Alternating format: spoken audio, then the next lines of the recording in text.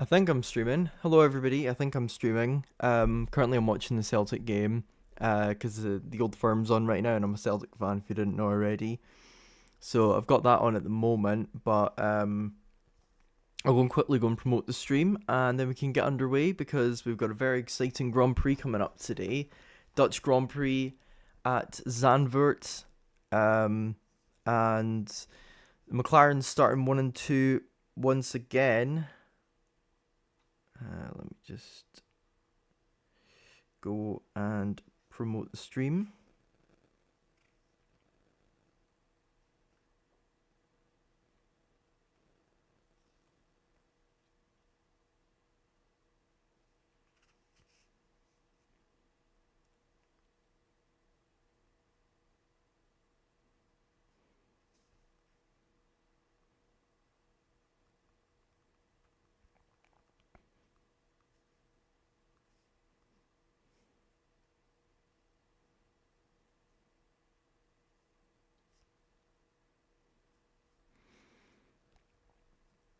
Honestly, I can see this ending a draw here. I don't know how many 0-0 draws there's been in the Old Firm, but there's not been many.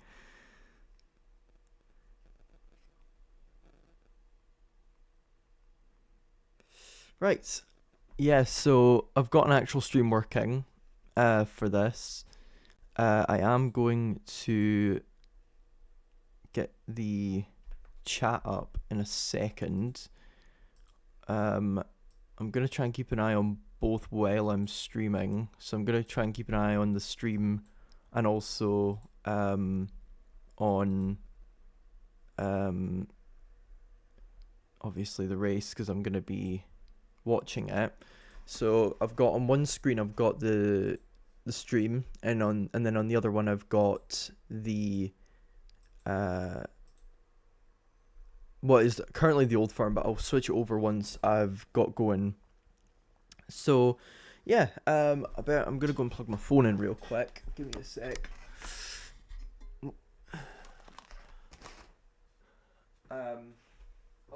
This is also gonna be uploaded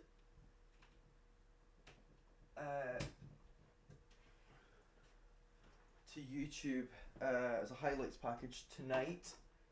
We'll be doing that while I'm watching the IndyCar.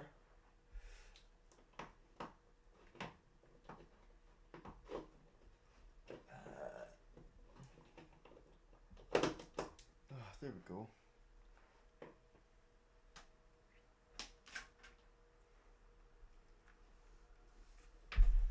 Yeah, this has got a 0-0 draw written all over it at the moment. Unless something drastic happens. I'm gonna go and open more windows because I'm really warm in here.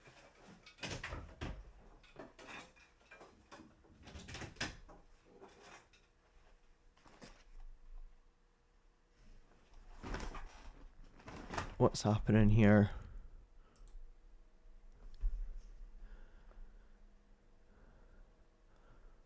Oh yeah, that's an awful tackle from Giga there. That was an awful tackle. Right, another thing I'm going to do is I'm going to get the corner names up again because I'm trying to remember them. I know Ari Luyendijk balked is the final corner, but I'm trying to remember the rest of them. There's balked 9, balked 10. I can't remember the rest of them. There we go, right, I've got it now. I've got the corner names up on screen. Hey, Luke McCowan's coming on. Okay, maybe we've got a chance after all. I'll go and check that everything's working on the stream in terms of my audio and everything. I just realised you can see my curtain. Hang on, I'll go and move that, and then there we go. Right, so as you guys can see, I've actually made I've actually updated the graphics, and they look a bit better now. Still not great, but a bit better. So we've got the driver standings and the constructor standings, as well as what the starting grid is for today's race. And as you can see, I've moved Ollie Behrman way out the way because, well, he's starting from pit lane. So I'm going to go and check that everything's working on the audio. So we've got the driver standings and the constructor standings, as well as what the start. Yep, all good. Okay, right. So I'm going to go and... Only 3 minutes added on for the Celtic game for extra time. Right. Let's see. So we've got 10 minutes until the Grand Prix starts. So that means that the old firm will be finished in the next 5 minutes, which is good, because then there's no crossover like with the United game. United won 3-2 yesterday. What a game. Brian Mbeumo with his first goal for United in the Premier League. I'm trying to see how much I can move this over without it, like... Okay, I think if I move like that looks... Yeah, this looks good. This looks good. A 0-0 draw in the old firm would be really weird. But anyway, so let's preview the Grand Prix itself. So, Zandvoort is one of Formula One's most historic tracks. It first debuted on the calendar all the way back in 1952, believe it or not. The race was won by Alberto Ascari. It was a 1-2-3 finish for Ferrari, and I believe McLaren are actually the most successful team around Circuit Zandvoort, although I could be wrong. I'm going to go and have a look. Dutch. No, it's Ferrari. So Ferrari are the team with the most wins there, 8, including with the likes of Wolfgang von Trips, Alberto Ascari, Jackie Ickx, and Didier Pironi, who took his final Formula 1 win in 1982 at the circuit. And that was a very interesting race because in the title race, it meant that Pironi pulled even further ahead in the race for the championship, or started gaining momentum, at this stage of the championship, because that win put him only 1 point behind John Watson, who went on to just completely self-destruct and bottle the championship. And his teammate that year, Niki Lauda, has won around the Zandvoort circuit 3 times, but that is not the record. The record, believe it or not, it's not held by Max Verstappen. It's actually held by the greatest Formula 1 driver of all time to have raced at Zandvoort, and that is he was never a Sir, but he would have been made a Sir eventually, Jim Clark, who won there 4 times for Lotus, including in 1967, which was the first win for the double 4-valve engine, which became the most historic engine in Formula 1 history. And that also helped him begin his 1967 title conquest, which unfortunately ended with him finishing 3rd in the standings in what was his final full season as a Formula 1 driver before his untimely death in Hockenheim on that fateful April day. So Zandvoort's a very historic circuit, but overtaking opportunities are limited, although as I say that, there was 186 overtakes at the Dutch Grand Prix 2 years ago, partly because of the wet weather, and it was considered one of the best Formula 1 races of 2023, probably considered the best after Singapore, because of course Red Bull didn't win that race. They won every race that wasn't Singapore, and so everybody just automatically put Singapore as the best. But Singapore was a very good race because there was a lot of drama for the fight for the win between the front 4 drivers, Sainz, Norris, Piastri, and Russell, I think it was. Russell was running in 3rd, and then he binned it on the last lap. And he said he's good. I think there was a famous radio quote where it was like he was going to go for the gap, and he ended up crashing into the gap part of Singapore, which was on the advertising hoardings. It was quite funny.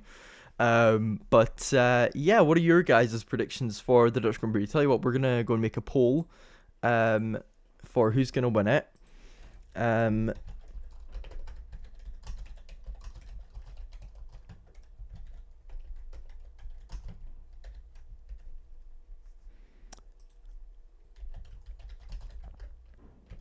So we're going to make a poll here. Who will win the Dutch Grand Prix? Oscar Piastri? Lando Norris. I think that's going to be the end of the old firm now. Max Verstappen. And I'm not going to put Hadjar. I'm going to put Charles Leclerc. That's it. That's the end of the old firm. 0-0 draw. That was one of the worst Old Firm games I've ever watched in my life. Who's going to win the Dutch Grand Prix? Let me know in the poll. And we are going to stick on the Formula 1 now with 5 minutes to go until the start of the Dutch Grand Prix. So the grid order I've got on screen right now. On pole position, Oscar Piastri. And then alongside him on the front row, his teammate Lando Norris. 3rd place, the home hero himself, Max Verstappen, in third. He'll be looking to follow in the paths of Nina Gaideman and Maya Vogue in trying to win his home race this year, as they both did so in F1 Academy. Fourth is Isaac Hadjar in his best qualifying in his Formula 1 career, and he has been Formula 1's best qualifiers in 2025 so far in his rookie season. He out-qualified George Russell and Charles Leclerc and Lewis Hamilton, who are 5th, 6th and 7th. And then in 8th is Hadjar's teammate Liam Lawson. 9th is Carlos Sainz for Williams. And then 10th, the final driver to get into Q3 was Fernando Alonso, who actually was quite disappointing considering his pace in the practice sessions. But practice doesn't mean everything. Lando Norris topped all 3 practice sessions, but in the end qualified second, just 0.012 seconds behind his teammate Oscar Piastri.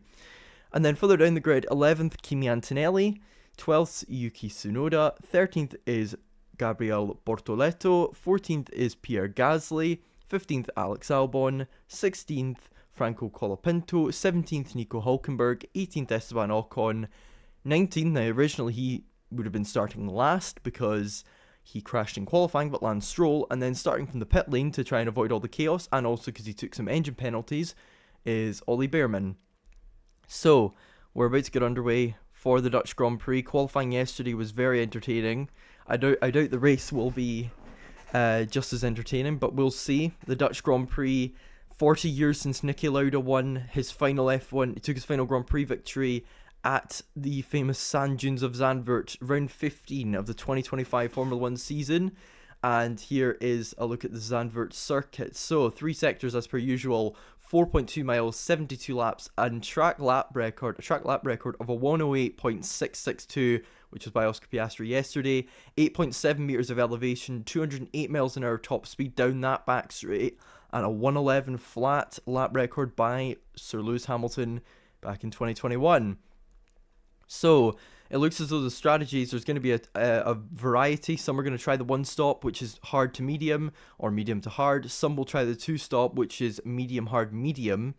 I doubt very many drivers are going to be using the soft tyres, although I haven't actually seen what the tyres are going to look like, who's starting on what tyres come the start of the race. But we've already got the starting grid on the right, but I'll talk you through it again anyway. So Ollie Bearman's starting from the pit lane, and then Lance Stroll is in 19th because he crashed in Q1 at the corner just before the Arie Luyendyk bocht. Then it's Esteban Ocon and Nico Hülkenberg, the Kumo bocht, that's what it's called.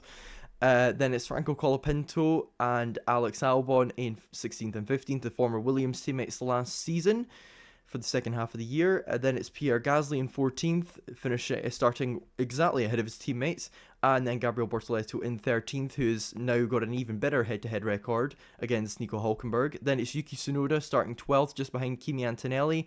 Both cars not getting into Q3 once again. Then it's Fernando Alonso and Carlos Sainz, the Spaniards, on row 5. On row 4, Liam Lawson and Lewis Hamilton, both drivers starting with an L.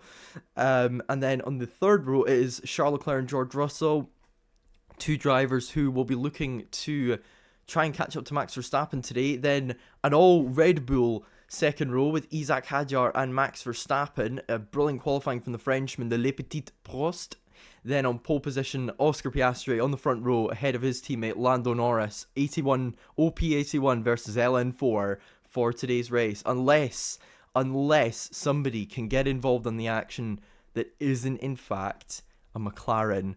But it's highly unlikely. A very, very high attendance at the Dutch Grand Prix. 305,000 Dutch fans attending the weekend, which is incredible. I'm just going to go and check everything uploaded to Instagram, and then we'll be able to get underway. I think everything's uploaded.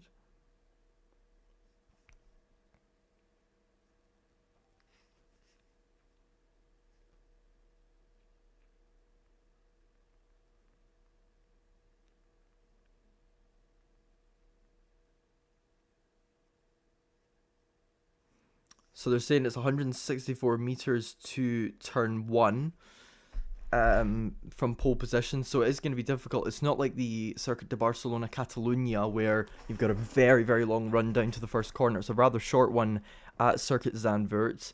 However, that doesn't mean that you can't get the jump off the start. If I mean, the driver in second already has an advantage because the driver on pole position has the inside lane for turn 1, which becomes the outside for turns 2 and 3, which are the Gerlach Bocht and the Hugenholz Bocht. And so the driver, oh wait, no, I'm wrong, sorry, the driver on pole position's on the outside, so they've actually got an advantage. However, if somebody can send it down the inside and get ahead into turn 1, perhaps they'll be able to stay ahead. There was quite a few overtakes in the F1 Academy race yesterday by Aurelia Nobels in turn 1, which is called Tarzan Bocht. And, well, it's going to be a very, very interesting race we've got coming up as the formation lap is now starting. It is now 2 o'clock GMT, 3 o'clock Central European time, I think is what the time zone's called. And this is rather interesting. So everybody on mediums except for Verstappen, Tsunoda, Colapinto and Hülkenberg who are on the softs, and Ocon and Beerman who are on the hards. So Haas are probably looking to get rid of their pain early, while Red Bull are committing to a 2-stop strategy. So this is rather interesting. Haas are going to take their pain early. I mean, I think what they're going to do is Beerman or Ocon, whichever one of the two is behind, is going to potentially try and hold up the cars that are pitting from the mediums to the hards and try and help their teammate elongate their stint and try and get them into the points. I think that might be what Haas are trying with that hard tyre strategy, but we will see if that ends up being the case, because Haas were very renowned for doing that back in 2024 with Kevin Magnussen and Nico Hülkenberg, with Magnussen often extending his stints and Hülkenberg undercutting to try and jump the other cars on the same strategy. And when I mean the same strategy, I mean the same one-stop, albeit with tyres either the opposite or even on the same compound. So here are the two McLarens, and they're just in a league of their own. If things stay as they are today, I'm pretty sure that if Verstappen finishes 4th or 5th, the McLarens will be over 100 points ahead of anybody else in the standings. Verstappen's the only... Oh. I heard something about a yellow flag there.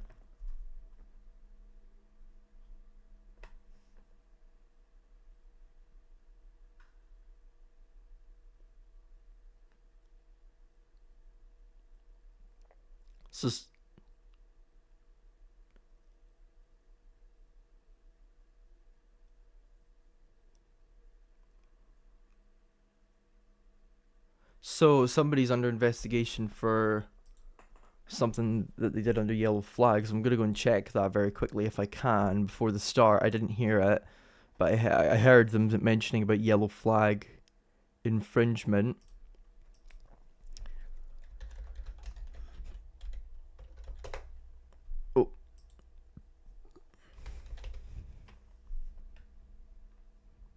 Oh, it's Hamilton. Oh, Hamilton's under investigation for not slowing down during a yellow flag. So not good news for the LH44 fans. And here we go. We're getting ready for the start of the Dutch Grand Prix. The McLarens on the front row, their famous orange and black livery. Well, I say famous. It used to be famous for just being orange, but now it's orange and black, obviously to save carbon fiber and weight. As here comes Lance Stroll and Ollie Beerman. Ollie Beerman going into the pit entry, which is on the right. Safety car comes out, the medical car I should say, comes out from the side of the straight and lines up behind the 19 drivers, not 20, 19 that are taking to the grid. 3, 4, 5, cease. And we are underway. It's a good start from Lando Norris. And is he going to be able to get the jump on Oscar Piastri? No, he's not. But Max Verstappen's got an even better launch than both of them. And Verstappen tries to take the lead into turn 1, but he doesn't manage to. Piastri gives him the hard shoulder. And Norris and Verstappen going side by side into turn 2. And Verstappen's hit Norris. Verstappen and Norris have had contact. And I think they've both gotten away with it just fine. But honestly, this first lap, absolutely chaotic. Verstappen gets ahead of Norris. And already it's advantage Piastri in this Grand Prix. Because now, Piastri not only has track position, but a car between him and Norris. A car which probably isn't as quick as the McLarens are. 4th is still Hadjar. And then 5th, Leclerc. 6th, Russell. 7th, Hamilton. And then in 8th is Liam Lawson. 9th is Alex Albon, or Carlos Sainz. Alex Albon's had a great start. He's up into the top 10 already after starting down in 15th. I don't know if he's 9th or 10th, but both Williams cars running line astern. It was a poor start for Fernando Alonso, who's now down into 13th. 11th is Tsunoda, 12th is Russell, and then you've got the two Alpines just behind Alonso in 14th and 15th, the two Saubers just behind them in 16th and 17th, and then Stroll and Ocon at the back. But there was contact, I think, between Verstappen and Norris. Either that or there was heavy sparks flying as down the inside Leclerc tries to go on Isaac Hadjar, but he's not able to make the move work. And now the Mercedes driver's right behind, the Mercedes driver George Russell right behind him. And Albon, I'm right, Albon's had a great start and he's gotten himself up into 10th, Ocon 16th.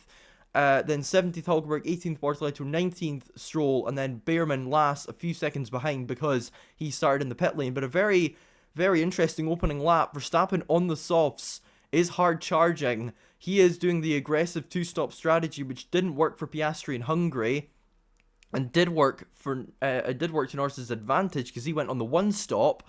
And is that going to work for Red Bull today? Because it didn't work for them out in Hungary. Verstappen finished down in 9th, while Tsunoda well out of the points.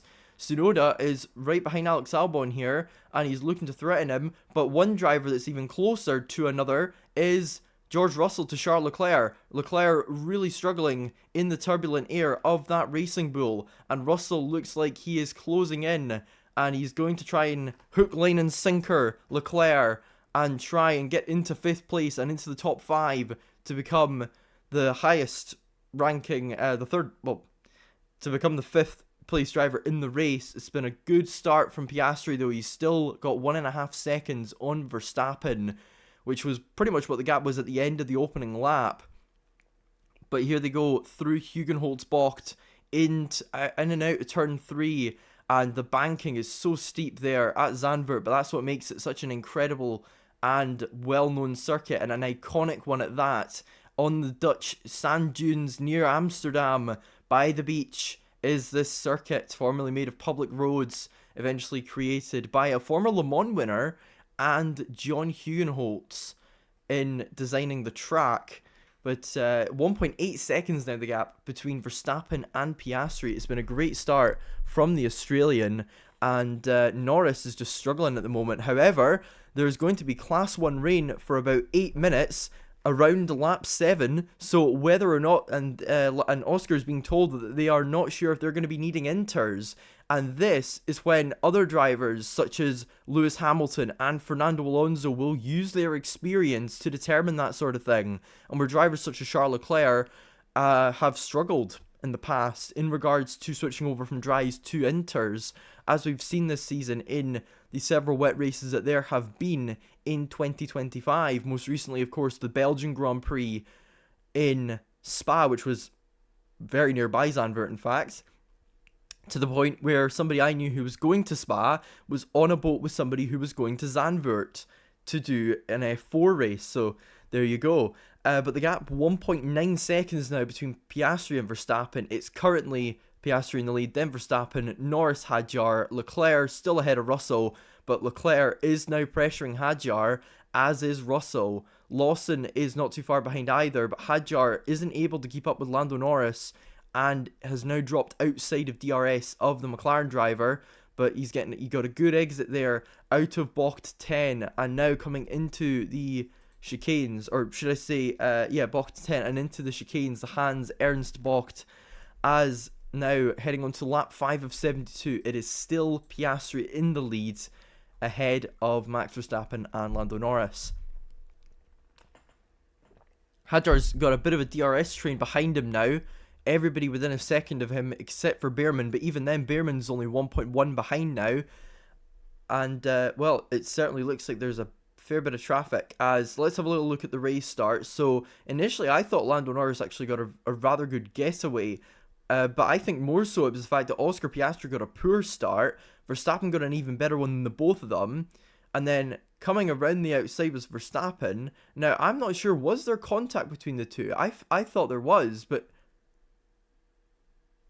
was there contact? I honestly don't know if there was contact between Verstappen and Norris. We'll need to get a better look at that. But Piastri didn't actually get that good a start, but he was able to defend sufficient enough to stay ahead of Verstappen. He showed him the gravel, basically. Verstappen was side by side with Norris, and was there contact between the two? No, there wasn't. Verstappen just... What on earth happened there? He didn't get on the... He must have gotten on the dust, but he managed to save it from a crash. Here's a replay of it. As Verstappen goes around the outside, he gets onto the dirty part of the track, which not many drivers really occupy because it's not part of the racing line, but he managed to stay ahead and used master car control there. Meanwhile, Gabriel Bortoleto had an awful start from 13th and dropped down right to the back, pretty much of the drivers who started on the grid, and that is definitely not going to help his race out. As you can see, his teammate Nico Hülkenberg ahead there. He tried to go side by side with Stroll, but he wasn't able to... he was able to get ahead briefly, but then Stroll went around the outside. There was a bit of contact between the two, but it was a good move from Stroll. He'll be hoping to keep his car clean, considering the fact that Alpine have needed to basically repair his car twice in the last... Not Alpine, Aston Martin have had to repair his car twice in the last 2 days. And when I mean Alpine, I'm talking about Colapinto and Gasly having a little battle for 14th here. A lovely little move from Colapinto, but Gasly will argue, hey, he didn't leave me enough room there. But we're on lap 6 now. There's going to be rain in 3 minutes time. So what is going to happen with strategy here? Is this why Red Bull decided to start on the softs, and same with Colapinto and Hülkenberg? Did they anticipate the rain, or were they just looking to get a better start, if possible, if there was a safety car early on?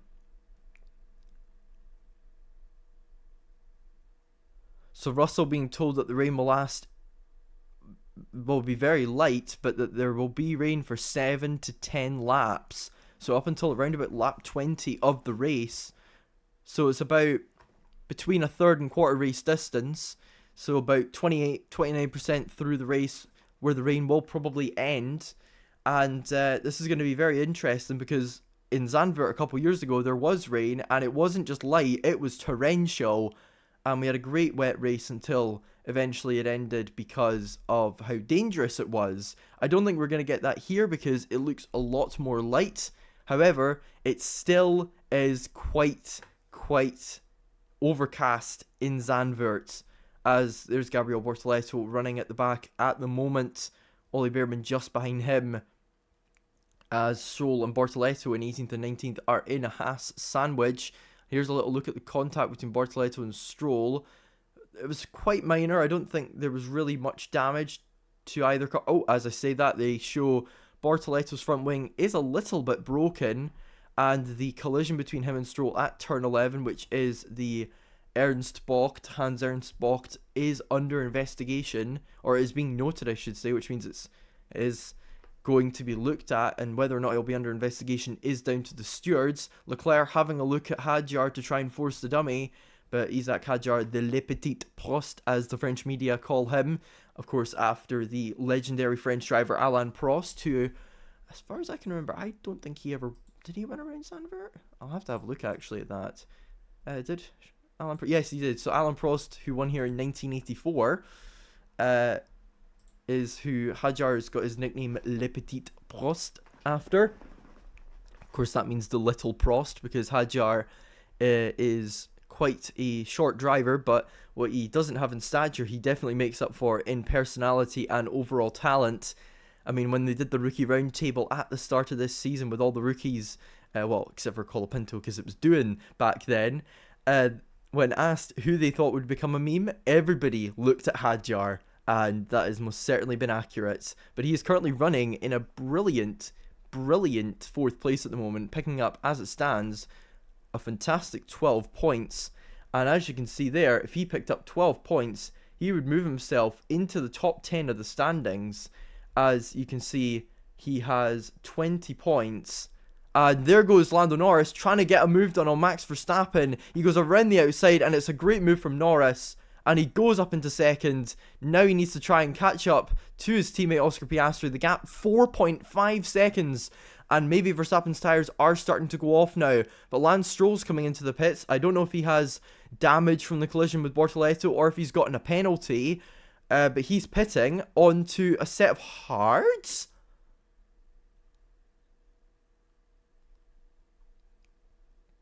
Are Aston Martin getting the hard tyres on because they don't think the rain's going to come? What's happening here? Lance Stroll is currently 12th in the standings, and Lando's engineer, Will Joseph, saying, nice job, let's go and get Oscar. But it's going to be a very difficult job because Oscar has been very, very quick around Zandvoort. Both of them have been very even on pace throughout the weekend. So for Norris to get 4.4 seconds will be a tough ask. But Verstappen immediately covered the defensive line. Norris simply had more momentum around the outside. Verstappen tried to leave him a car's width, but be really aggressive with him. But it wasn't enough. And eventually Lando Norris got ahead and went into second position. But at the moment, we've got battles going on throughout the field. Antonelli and Yuki Tsunoda battling for 11th place here, which is wooden spoon for now, but Antonelli having a little look, isn't able to get the move done on Tsunoda, who knows that he wouldn't try something so aggressive from that far back, because that would not work and would end in nothing but tragedy for the two of them, and Mercedes and Red Bull would once again be relying solely on Russell and Max Verstappen, although to be fair to Kimi Antonelli, he is only 19 years old, and this is his rookie Formula 1 season, and he only has done like 2.5 seasons of single-seaters, so I don't get why people are so harsh on him. But anyway, Russell's in 6th at the moment, and he has dropped right off Charles Leclerc. However, one driver who has kept up with him is Leclerc's teammate Lewis Hamilton, who is within DRS of him. Alpine are getting ready with their tyres, probably for Colapinto, based on the fact that he's on the softs. They said that the rain was going to come in 2 or 3 minutes time about 4 or 5 laps ago, and it's not came yet. We can't see any spitters on the television anyway, and no further investigation for the Stroll and Bortoleto incident, which I would be inclined to agree with. But here comes Hadjar and Leclerc, once again the Ferrari closing in on the Racing Bull, but he's just not able to get ahead. Now, will Leclerc potentially be getting himself up there into 3rd, or based on Verstappen's tyre strategy, or could it be even Hadjar that he battles with for this podium place if Verstappen's strategy doesn't work out, if this gambit of his doesn't work out? And despite the fact that I said it'll be tricky for Lando to close up on Oscar, Lando's gained 3/10 on that last lap on the Australian, and potentially Piastri's got to start putting the foot down a little bit, although I'd guess that Piastri is saving his tyres a little bit. He hasn't lost as much on this lap to Norris as on the previous. It is 4 seconds, it's sort of stagnated there. But Norris is closing in on his teammate at the front. The battle between the McLarens, 3 seconds now, separates Norris and Verstappen already. And Hadjar and Leclerc are actually, visibly you can see that they are closing in a little bit on the Dutchman, the home hero, who's won here 3 times in 2021, 2022, and in 2023. But as I say that, actually, Verstappen looks to put in a better time than Hadjar, who was closing up until this lap. So here comes Leclerc having another look, but he's just unable to get through, and he's ran a bit wide there, which is going to cost him a bit of momentum. But he knows that the gap to George Russell behind is sufficient enough to the point where he can basically go and say, yeah, I think I've got a bit of time. I've got space. But Hamilton has now dropped out of DRS of his former teammate at Mercedes, and is now basically just in no man's land between Russell and Lawson. In fact, there's a lot of drivers who are just sort of stuck in the middle, including Verstappen, who's 4 seconds behind the front 2 McLarens and 2 ahead of his potential teammate for 2026, Isaac Hadjar. There have been rumours that Tsunoda's been given up until, now what race was it? I think it was Mexico he was given up until. So he's got 4 rounds to try and prove himself, and currently he's running in 11th. And team radio from Ollie Behrman. So Behrman kind of self-reporting on, no sorry, not self-reporting, sort of snitching as it is on Bortoleto for having a slightly damaged front wing. And I remember one time Magnussen had that done to him by Ocon, and Ocon said on the radio, "Oh, I was joking." But honestly, I can see Bortoleto getting a black and orange flag, which would mean you have damage on your car. You need to come into the pits because of this damage, as Tsunoda and Antonelli continue to battle Hamilton back in DRS of Russell again. So we've got 3 or 4 battles throughout the field. I mean, in this battle for 11th is Tsunoda, Antonelli, and Alonso. So you've got one driver who's a rookie, one driver with, 4 or 5 seasons of experience, and then you've got a man who's older than Antonelli to the point where he was racing, he was already a world champion when Antonelli was born, and Tsunoda was a baby when Alonso rookied as a driver. Tsunoda wasn't even a year old as he was born in May 2000 in, I can't remember the name of the place he was born, but it ends in Gawa, in Japan, as Alonso tries to close up on these two. But he's not the only driver in this sort of pack, because the Alpines are now right behind as well, albeit just a little bit outside of DRS of the Aston Martin. But what looked like a good weekend for Aston Martin has quickly turned into a bit of dismay, because neither driver is in the points at the moment. Although, as I say that, Lance Stroll is closing hand over fist on the guys in front of him, on the pack in front of him. He was about 15 seconds behind Ollie Bearman, and now he's only 9 seconds behind him.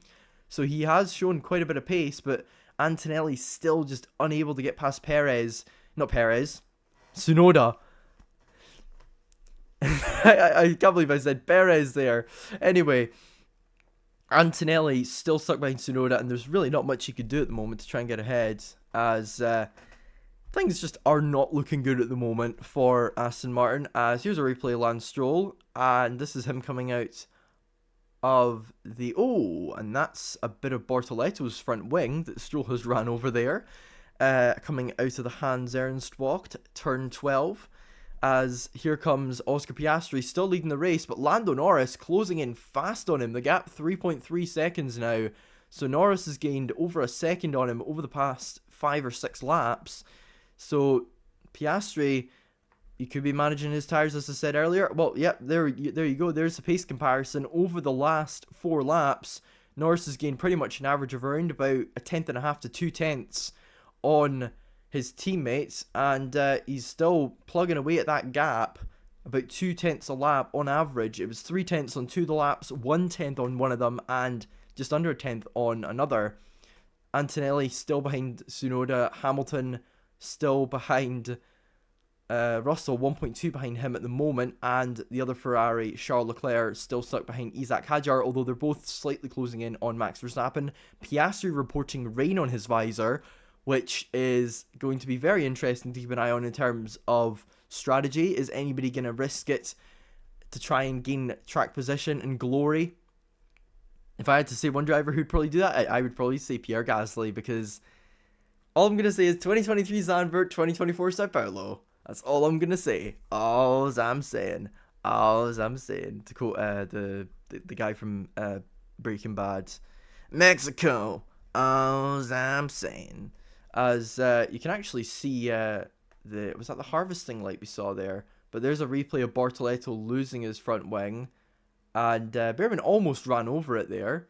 There's a little shot of the McLaren of Lando Norris also running over parts of that front wing. So,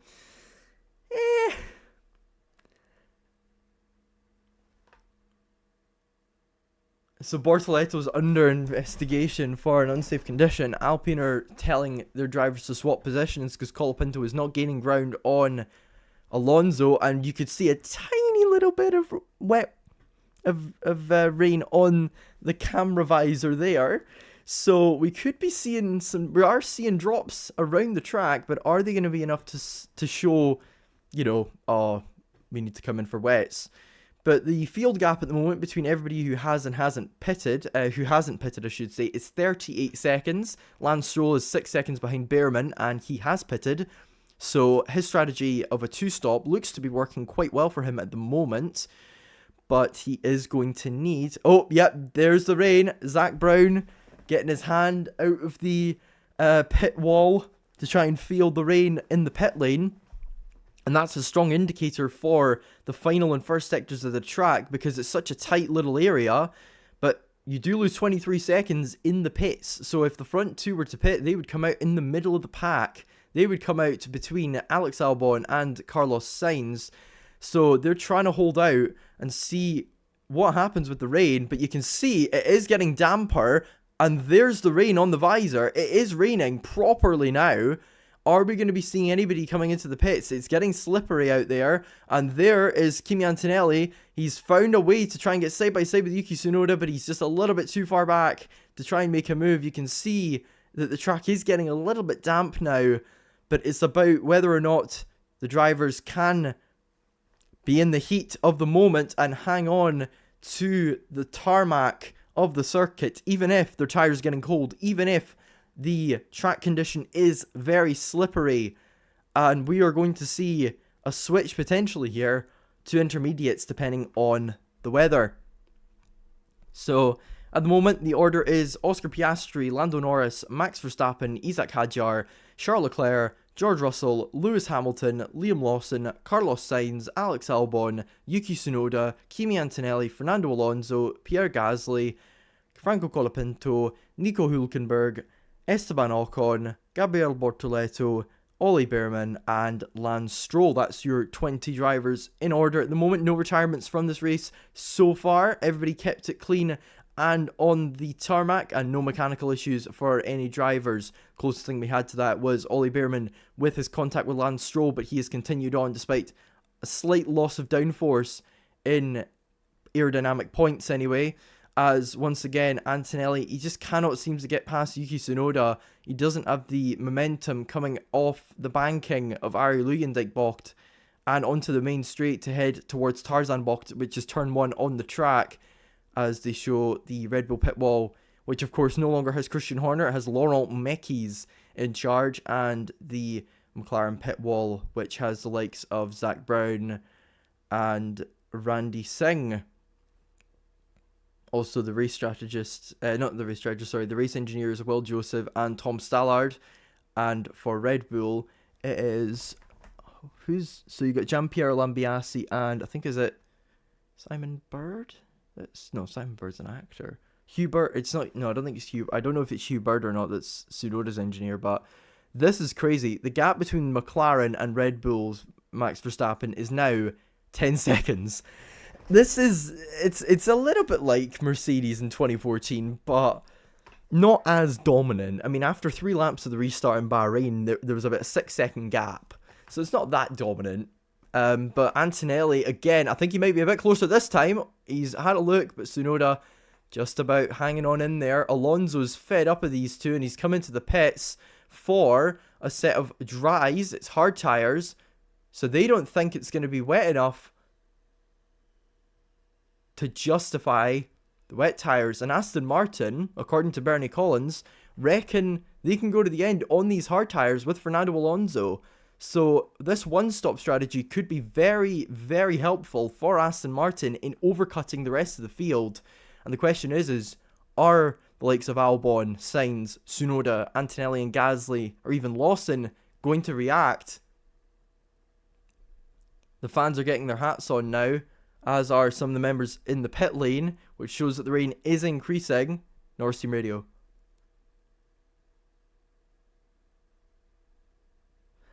So Norris struggling a little bit more with the rear tyres now than earlier on in the race, and you can see that in the gap between himself and his teammate Oscar Piastri. It's back to 3.4 seconds now. Piastri, as I was suggesting earlier, potentially saving his tyres a bit and being very calculated behind the wheel. Some have been comparing him to the likes of Alain Prost in how he drives, as into the pits comes Tsunoda to react to Fernando Alonso. And he's going to put on the hard tyres as well and try to go to the end. But he's going to be held by both Franco Colapinto and Nico Hülkenberg. And that was a slow stop. Where is the Aston Martin? There is Fernando Alonso. And Tsunoda is going to be behind the Aston Martin by the look of things. And that is crucial for Alonso's race, because now he has cleared both Antonelli and Tsunoda and got himself up into 11th place in this race on net pace. So how much is he going to be able to close on Albon and Sainz is the question for Aston Martin. And Andrea Stella giving a thumbs up, and I don't know if he's typing or if he's playing the piano there, but he was doing that. I think he was suggesting checking stuff on the computer, but I could be wrong. But the gap now between the McLarens and Verstappen is 13 seconds, which is crazy, as Lewis Hamilton once again has DRS on George Russell, but he's not able to close up at the moment. So at the moment, the race order for the drivers who haven't pitted is Piastri, Norris, Verstappen, Hadjar. Oh, can you get closer to the car ahead is what Norris is being asked, and he said maybe a little bit, I think is what he said there. But the race order, the two McLarens, 1-2, Piastri ahead of Norris, and then Verstappen, Hadjar, Leclerc, Russell, Hamilton, Lawson, Sainz, Albon, Antonelli, Gasly, Ocon, Bortoleto, Behrman is the top 15, and then Stroll of the drivers who have still got another stop to do in this race. Fernando Alonso, Yuki Tsunoda, Franco Colapinto, and Nico Hulkenberg are aiming to go to the end of the race now on these hard tyres. 53 laps they've got to do on these hards to get them to the end. Is some drivers or teams going to risk the two-stop, or are they going to try and elongate their hard tyre stint and try and go half a century of laps on them? Well, they've clearly made their choice, which is going to the end. And we've got one vote in the poll. Oscar Piastri on poll. Eve saying, I was crashing out with that British F4 race. Eve, I'm going to be completely honest, I didn't catch it. I'm going to go and check it out. But I did hear that young Belgian fellow was very, very quick in the Donington qualifying. And it is, so Dries van Langendonk won race 3. Who won race 2? Was it, oh, it was Jimmy P's chick. And the winner of the first race was, what's his name? Oh, who won race 1 again? It was, I can't remember who it was. Tommy Harfield, that was who it was. That's right, Tommy Harfield won it. But, yeah, I didn't catch British F4, but I'm guessing something happened in that then. But Hamilton's saying definitely have to undercut these guys. It's hard to get closer, and Ferrari is saying we are on it. So Hamilton and Leclerc potentially looking to undercut Hadjar and Russell to try and get themselves into 4th and 6th place. Although, if Hamilton's undercut is powerful enough, he could get himself all the way up into 4th if he pits much earlier. There is still rain around the track, but it is very light and it's unlikely to have much of an impact on the strategy as it stands. Is Hamilton going to come into the pits? No, he's not. He's continuing for another lap. But Leclerc's coming in, and he's doing an undercut on Hadjar. Now, will this undercut pay off for Ferrari? It's all about how quick the stop is, and you say what you want about Ferrari's strategy. One thing they've gotten really good this season is their pit team. 2 seconds flat on that pit stop there. He's wanting to get out ahead of Antonelli, but a yellow flag, and Lewis Hamilton's out of the race. Hamilton's out. He's hit the wall just as he was talking about undercutting, and that is the Ferrari driver out of the Dutch Grand Prix. It will be back-to-back non-scores for Lewis Hamilton. He didn't score in Hungary, and he hasn't scored here. And that's him out of the race, and it's going to be a safety car out now. And here comes the McLarens coming into the pits. It's 4.7 seconds between the two of them. However, McLaren need to try and get both of them to come in and out. So Hamilton out of the race now. And that leaves 19 drivers left in the field. McLaren do their double stack and go onto the hard tyres. They can take their time with the stop. Oh! And the jack wasn't fully down there. And Piastri's pulled away from Norris even more. But here comes everybody coming into the pits.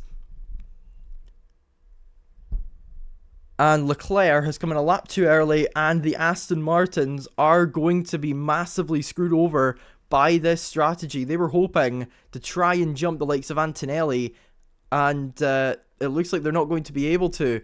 Although, we will see Russell's come in, 3.4 second stop for him.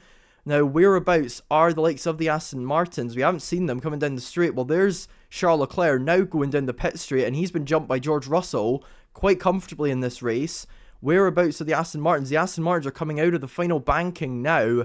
Now, are they going to be anywhere near Antonelli, Albon, or Gasly? No, they're not. And they're going to be right at the back of the midfield pack. Now, here's a replay of what happened with Lewis Hamilton, who is now, of course, out of this race. He comes in towards the banking, and I'm guessing he just oversteers, and yes, he does, and he goes into the barriers, into the banking, and he is out of the 2025 Dutch Grand Prix. Back-to-back non-scores for the Mercedes driver. Not Mercedes, Ferrari. That's the second mistake I've made. and Hamilton apologising on the radio, and a difficult weekend for him. Another difficult weekend for Ferrari, more so, has not ended well for him. But still going in this race are the McLarens. I think we're in the last few months now of an illustrious career. Don't say that! Don't say that! Don't say that! But Alonso, Tsunoda, Gasly, Colapinto, Bortoleto and Hulkenberg have been completely screwed by this strategy, and somehow, by some divine miracle, I was going to say by some divine miracle Esteban Ocon's in the points just because he hasn't pitted yet, but yeah, Aston Martin have definitely not been benefited from that. Neither has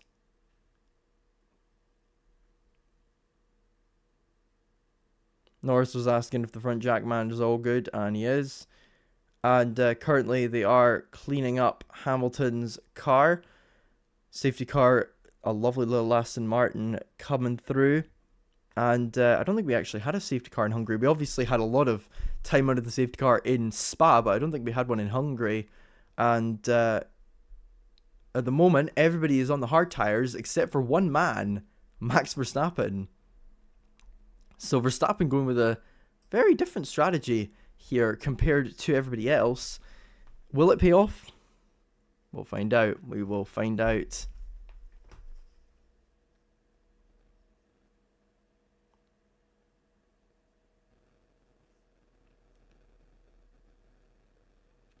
So the two Haas's haven't pitted yet, as mentioned.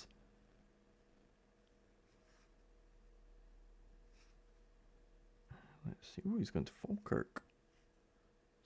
Man United player that's going to Falkirk on loan. So yeah, under safety car at the moment.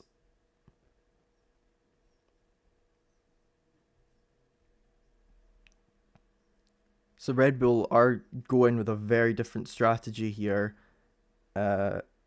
With Verstappen, they're going on to the mediums. So interesting and bold move.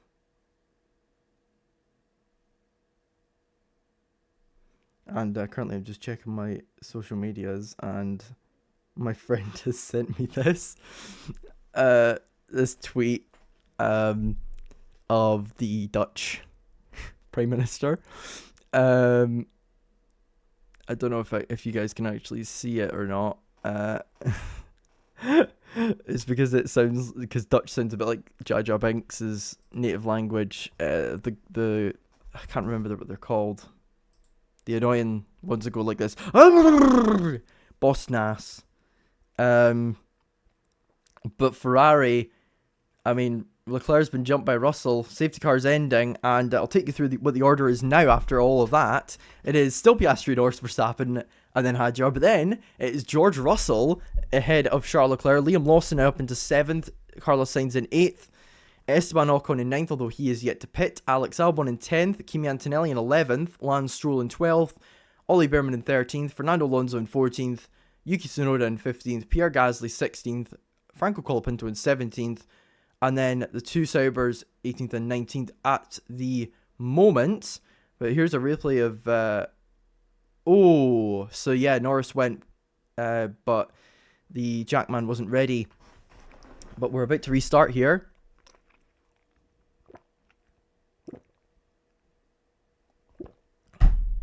So they are wondering, when is Oscar Piastri going to go here for the restart? I would probably guess that he would go after the... what's it called again? What's the corner name called again? See, this is why I've got it up on my screen. The Kummelbocht. I think he'll go after the Kummelbocht. And he hasn't. He's gone after the Hans Ernstbocht. And Lando Norris is sleeping. And Max Verstappen is right on the tail of him. But he has been able to pull away a little bit on the exit. And right behind, there is two drivers that are looking very feisty. George Russell's one of them, and the other one is Alex Albon.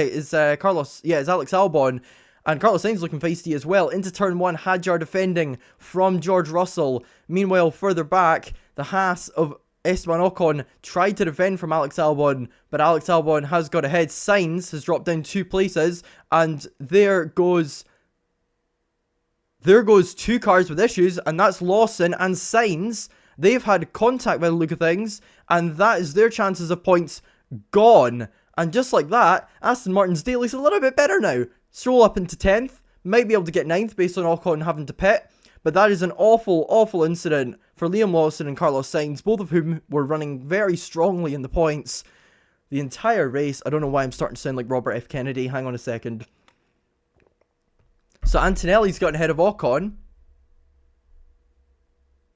The track conditions greasy and slippery, and it looks as though Lawson and Sainz have got some sort of problem because they've had an incident and they're going a lot slower than they should be. Tsunoda and Alonso are having a lovely little scrap for 12th at the moment, but instead the cameras are focused on something else, which is the battle for 4th. But the order at the moment is Piastri, Norris, Verstappen, Hadjar, Russell, Leclerc, Albon, Antonelli, Ocon, Stroll, Behrman, Tsunoda, Alonso, Gasly, Colapinto, Bortoleto, Hulkenberg, and then the two drivers with misfortune, Carlos Sainz and Liam Lawson, down in 18th and in 19th. DRS has been enabled, and look at that! Is that dirt or is that spray? It looks like dirt. I thought it was spray, and I was like, oh my goodness, I didn't realize it was raining that badly, but it's not. It was dirt from probably Sainz or Lawson's incident, and I think they're still trying to get around the track. Or because it doesn't say either of them are in the pits yet, so they are very much trundling around. They're probably coming around the last corner now, and as I say that, Sainz and Lawson both come into the pits, and that's their race ruined by what will probably be punctures for both of them, if I had to guess. And even worse, and even more uncomfortably, they're in neighbouring garages in the pit lane. So, very, very, very awkward moment, that the sort of thing you'd see from The Office. Lawson's 6.7 second stop on the softs, now he goes. Sainz even longer, about 10 seconds, 13 seconds that was, and he goes onto the softs as well. Here's a replay of what happened between the two of them, the Williams and the Racing Bull. So Sainz going for the inside, he decides to try and go to the outside, and I'm guessing what would have happened was Lawson and him had contact, yep, and Lawson got a puncture and Sainz front wing damage. Albon witnessed everything happening ahead of him, and he got ahead of Sainz quite quickly, and then he had to try and move very, very, very, very, very drastically to get ahead of Albon, and Sainz saying that Lawson was a bit stupid for that move. Sainz also got a puncture as well, so that's both the races run, unless there is another safety car, because if you didn't know already, how a safety car works is if there are any drivers that are a lap down, they can rejoin the race at the end of the field and restart from there. But this is very strange because, well, first of all, Oscar Piastri's pulled 2 seconds out on Lando Norris, and we're not even a half race distance yet, by the way. So that's certainly something. I think we've been live for about 40 minutes now, probably. Nearly an hour, actually. Wow. So this race has been going on for about 40 minutes already, and we're not even a half race distance yet. As currently in first is Oscar Piastri, 2 seconds out of Lando Norris. Verstappen just a little bit further back, and there's a bit of debris on the racing line, and that is Sainz getting past Lawson. I think it is anyway. Yeah, it has to be for 18th place, and that would have been a very, very bitter move from Sainz, going, "You ruined my race." And certain drivers, such as maybe perhaps a certain Australian, in IndyCar, potentially would have given him a certain finger gesture. But, George Russell looking for a move on Isaac Hadjar there, unable to make it work, and as a result, he is currently... I'm going to move back from the microphone a bit, because apparently I'm very, very loud. It's coming up to the yellow line, so I better move back a bit. There we go. And Hamilton's first DNF as a Ferrari driver after 15 rounds, which shows the incredible reliability of Formula 1 these days. And Russell, up to his usual tricks, saying that Hadjar is moving under braking. I wonder if they have an incident, if you'll try and find a way to blame Hadjar, even though he could be at fault for it. There's Antonelli just behind Alex Albon. He's going to try and get himself up into 7th, which would be a great result for Antonelli, considering the run of form he's been in. And there he goes down the inside, a lovely overtake, but he's not pulled it off. Albon stays ahead on the exit, and it's a great battle between the two of them, which Albon comes out on top in for now. Battle of the Mercedes-powered cars, battle of two historic Formula 1 teams. Mercedes dating back to the 50s with Fangio, Moss, Kling, Herman, Lang, and more, and Taruffi as well. But here's a replay of Sainz getting past Lawson, and there was a bit of debris that came off his car. And that for Pride more so, because it's for 18th and 19th place, which is basically to not be last in the race. But meanwhile, oh, we got a virtual safety car, and could that be because of the debris on the straight, perhaps? Let's have a little look. Is it going to be because of that? It probably is, and that is a massive bit of debris on the straight, which the marshals are going to go and need to get. Now, the good thing is the whole field is pretty tight together because the race only just restarted. Although, as I say that, I just saw that there's an 8-second gap between Lance Stroll and Kimi Antonelli, which is quite a lot. It's gone down to 6.6 now randomly. Oh no, it's gone back up again. So a virtual safety car, and if you don't know what a virtual safety car is, it is when the drivers slow down to a delta, and effectively they basically need to follow that delta, and if they don't, they will get penalised. So McLaren are wondering, are we going to get to the end on a one-stop? And this safety car might have just ruined any chance we had at a two-stop race. So thank you very much, Lewis. And there goes a brave marshal coming to get the debris, and they're cheering for her as she gets the debris. I wouldn't be surprised if she went like that afterwards. But the VSC is going to be over, and we're going to be back underway soon.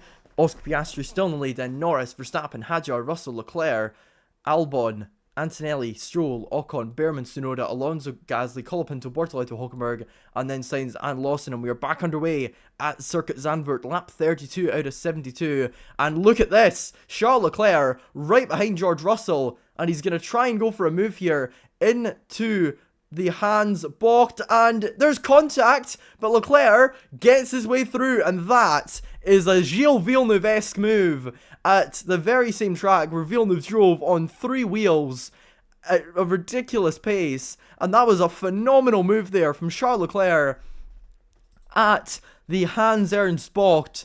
Oh, and that's a very, very risky move from Leclerc there. Second race in a row where he's moved very late, and Russell will have valid criticism there to give of Leclerc, but Leclerc fighting for every single position as if it's his life. And I love how aggressive a driver he is, even if sometimes he can be overly aggressive. Russell will be getting onto the radio for that. Sainz has gotten a 10-second penalty for the collision, which I think's the wrong decision, because I think Lawson turned into him, but Leclerc gets ahead. He's going to be wanting to chase after Hadjar now and trying to pull a 5-second gap on Russell in case of a penalty, but Hadjar still running in 4th as it stands, on course to get up to 9th or 10th. I think he thinks 10th in the Formula 1 standings.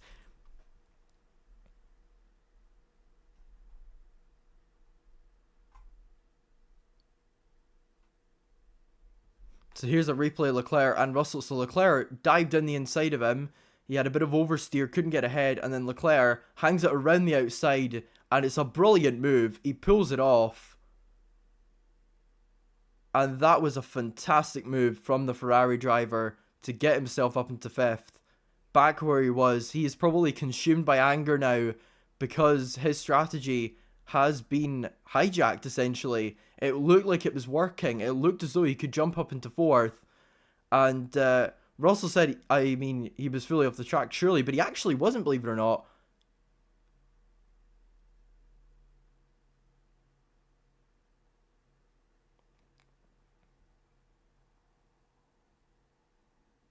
So there's an argument going on now for leaving the track and gaining an advantage. Antonelli has now got ahead of Alex Albon for 7th, and that is a very, very good result for the Mercedes driver and for Mercedes and the constructors, because of course Ferrari are only picking up points with one driver at the moment, and as a result Mercedes may have a chance to close in on Ferrari in the constructors battle. I think it says 260 points Ferrari have. Let me just go and check that very quickly. Let's have a wee gander. And yes, so Mercedes are currently 24 points behind Ferrari.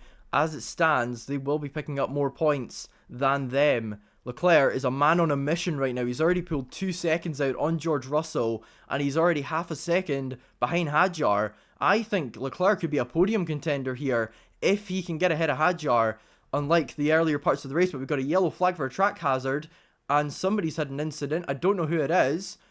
It doesn't say it doesn't show anybody dropping down the timing order, although it could be a Sauber maybe. Well, we've gotten back underway anyway, and it doesn't show anything about anybody having an incident, so not sure what's happened there, but somebody has certainly had an incident, or there's been a bit of debris on the track. But we're almost at half race distance now, and it is still McLaren 1-2 at the moment. But this is going to be interesting, because if Leclerc can get ahead of Hadjar, Ferrari will move on to 272 points, while Mercedes, as it stands, are picking up 14 points and will move on to 250. So Ferrari, as it stands, will lose 2 points to Mercedes this weekend, and the collision between Leclerc and Russell has been noted. So we're going to have to keep an eye on that one for sure. As currently Leclerc just behind Hadjar, but Hadjar in a minute is going to be getting into the DRS of the man who's tight to his teammate Max Verstappen.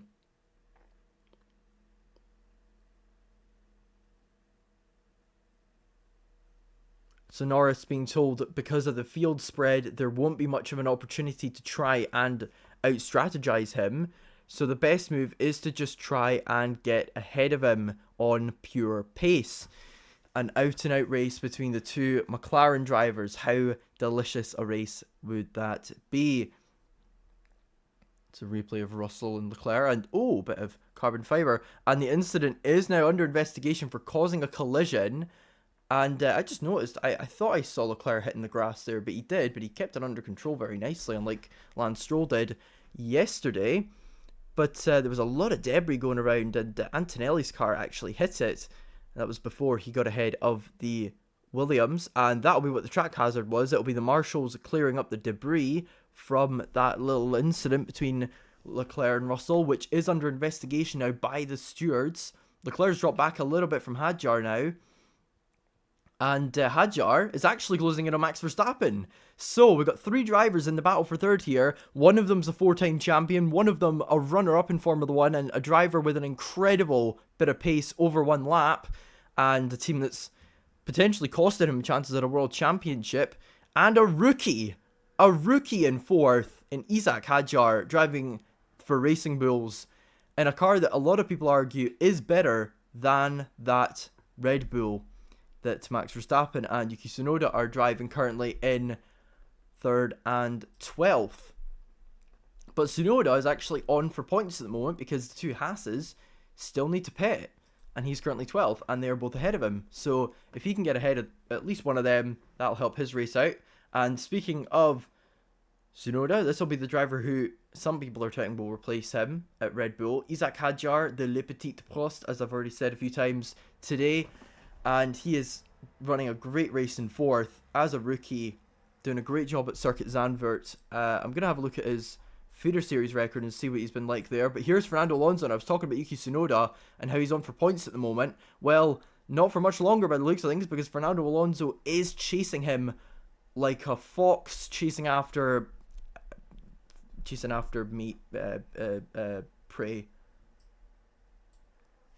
Alonso's being is getting angry over the radio, saying, "You always put me in traffic." I don't know.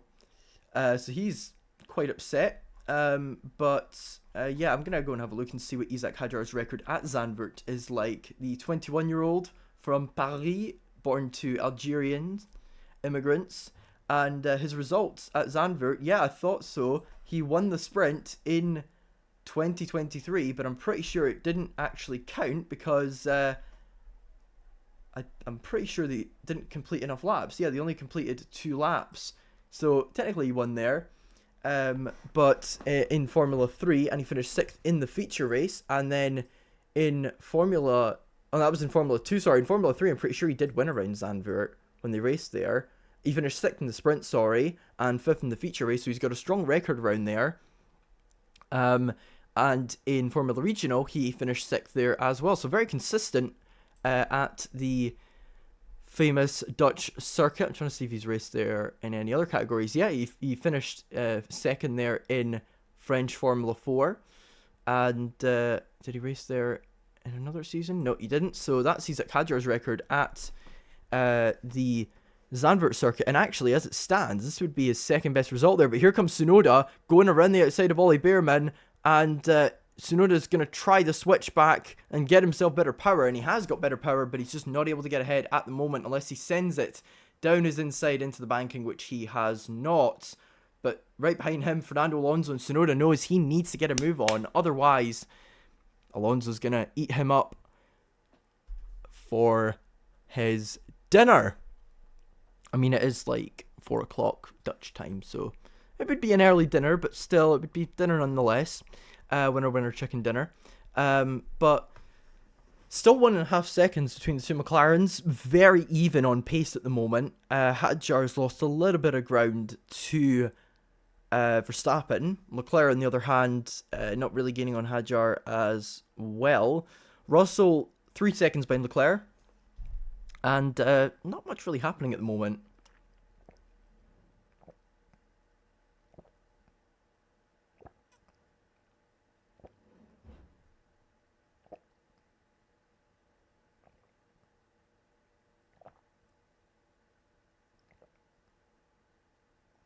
So Russell's damage is now costing him time in this race. And Alonso's closed right up on the braking there. I was like, no way is he making that corner.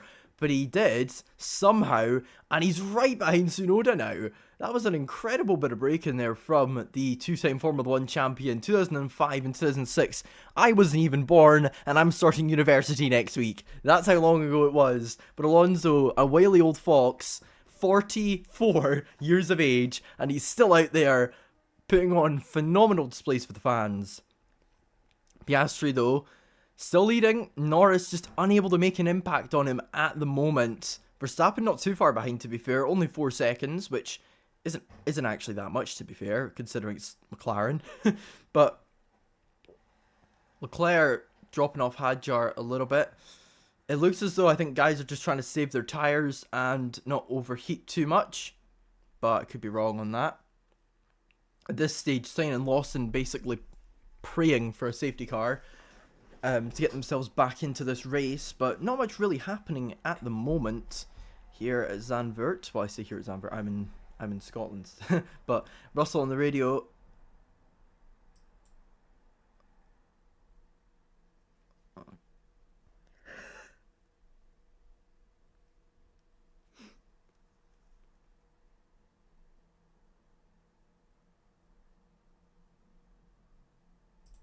So Russell being told to let through Antonelli, and he has let through Antonelli. Alonso has come into the pits to go to the end of the race and has come out in 17th, so he's undercutting the guys ahead of him for the 2nd time. Now, will it work? We'll see, but at the moment, Oscar Piastri pulling out another 7 points on Lando Norris to go 16 points clear with, 8 rounds to go in the season, plus 3 sprint races as well. But I'm going to go and check my phone real quick to see if I've got any messages. Let's have a little look. So yeah, there's Antonelli being let through by Russell.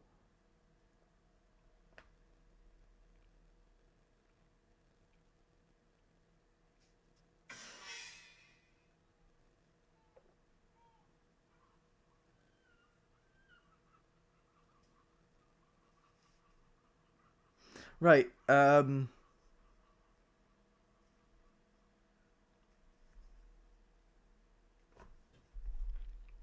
yeah, not much really happening at the moment. I'm just checking to see if there's anything going on. Oh, nice. United under-21s beat Man City under-21s. Hopefully that's a good omen, good sign for the Manchester Derby, the main team. But anyway, we're back. At the moment, Alonso is the driver to keep an eye on because he has committed to the 2-stop. So we'll see if anything comes of that. And the investigation will be done after the race with Leclerc and Russell. So that is going to be very interesting. But Leclerc's struggling a bit. He's dropped 2.2 seconds now behind Hadjar. Hadjar half a second and a half behind Verstappen, so he's still in that podium hunt.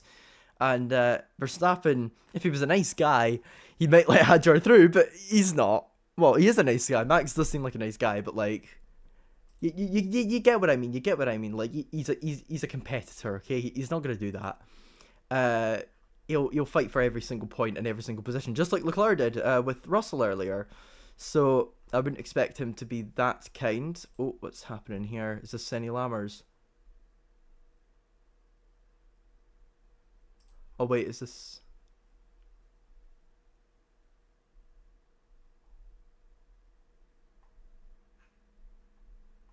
Well, no, because that's not a Man United 43 million transfer. That's United selling somebody for 43 million. That's Hoyland's deal, 43 million. Official removed from Liverpool Arsenal. God, I don't want to read that. I already know what that's going to be about. David Coote flashbacks. Jurgen Klopp, absolute, and then he just says the C word about him. Anyway, so not really much, as I said, going on in Zandvoort. 28 laps to go. Alonso's closed so much up on the guys in the middle. Oh my gosh. I look at it, it's 11 seconds, and the next time I look at it, it's 7. Wow, Alonso with the fastest lap of the race now. And is he a points contender, potentially? Could he be a points contender if anything ends up going to a 2-stop? Well, I mean, he might as well have tried a 2-stop because he wasn't in the points as it stood. He was running in 11th on net position because the Haas had to pit, but it looks like everybody else is going to try and make it to the... well, some people are going to try and make it to the end. Others are thinking, we need to do a rescue strategy here because we're not in a very good track position at the moment. But Leclerc beginning to close up again on Antonelli. Hadjar. It's half a second he's gained there. 2 seconds now, pretty much flat, that he's gained on the Racing Bulls driver. While the two McLarens still up front, still dominating. Now 7.6 seconds clear of the Red Bull Max Verstappen, and it's giving Hambot Ver vibes. It really is.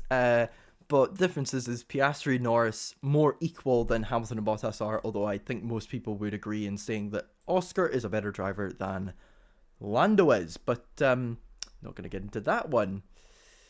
Yeah, the Le Petit Prost means the little Prost. I was right. So because petite means little. So just having a little look at some stats.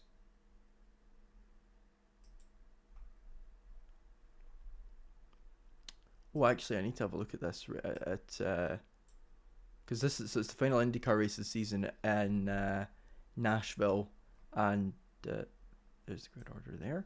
So 1.1 seconds now between Lando and Oscar, and then another 8 seconds back to Max Verstappen, and then 2 seconds to Hadjar, 2 seconds to Leclerc, 3 seconds to Antonelli, 4.4 to Russell, 3.2 to Albon, and then 10 seconds to Stroll in 9th. Stroll's just chilling.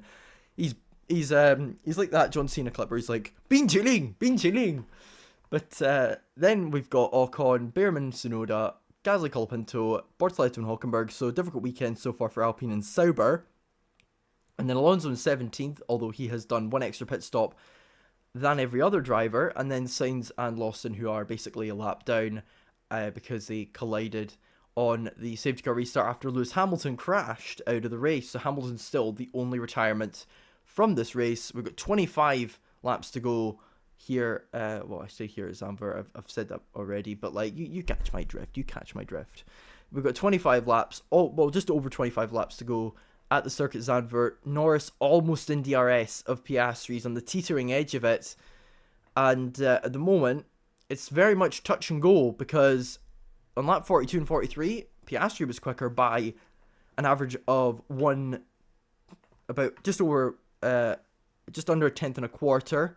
And then Norris was about a tenth and a quarter quicker over the last 2 laps. So it's touch and go at the moment. It's about whoever has the momentum, the pendulum swing going on in this race. But Sainz on the radio,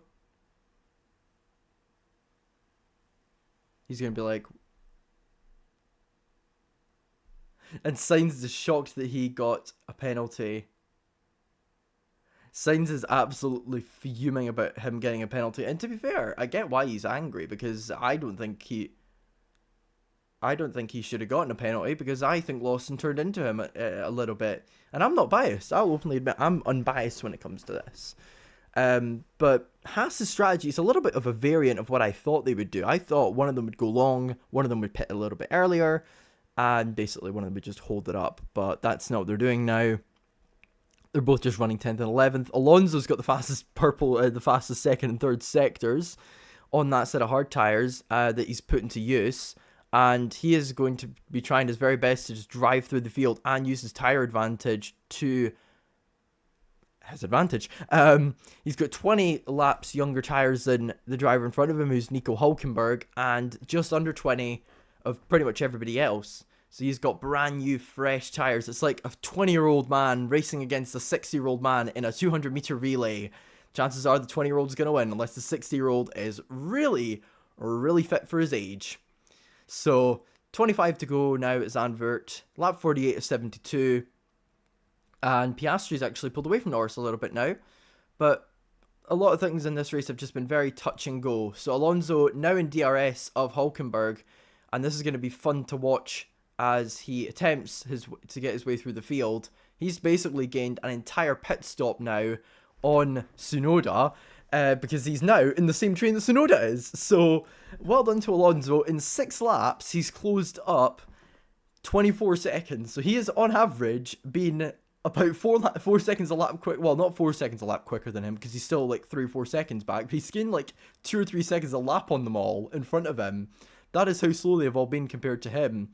And how, you know, they're stuck in the traffic behind Esteban Ocon at the moment, who is doing what Fernando Alonso, funnily enough, did for him in Hungary in 2021 to help Ocon get his first win ahead of Lewis Hamilton. But here is Alonso right behind Nico Hülkenberg, a driver that he has raced with over 200 times in Formula 1. They've been drivers that have raced against each other in the midfield, and they're continuing to battle in the midfield now, with Hülkenberg being aided by his teammate Gabriel Bortoleto giving him DRS, but Bortoleto himself doesn't have DRS now on Colapinto.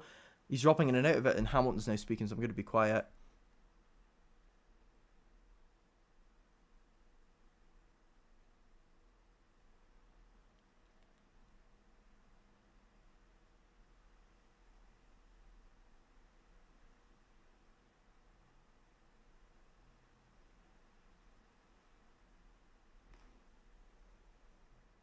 Hamilton in the car was a bit twitchy. His pace was looking good.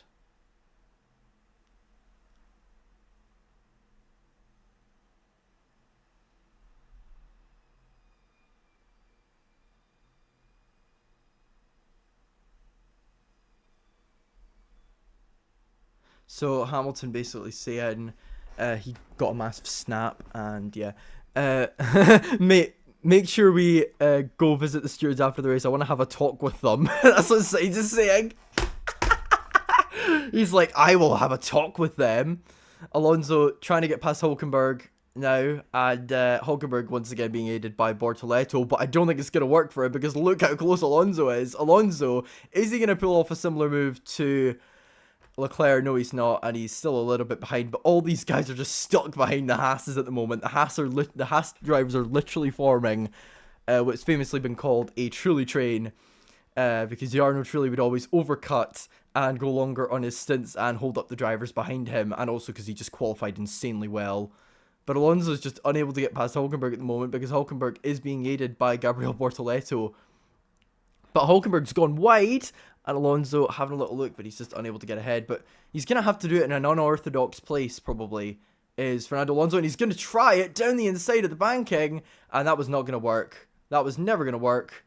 He tried, but it didn't work, and he'll have to try again in another place. Personally, if I'm him, I'm going for box 10. That's where that's where I'd make the move, because nobody expects you to make a move at box 10 just before the DRS zone leading up to the chicane.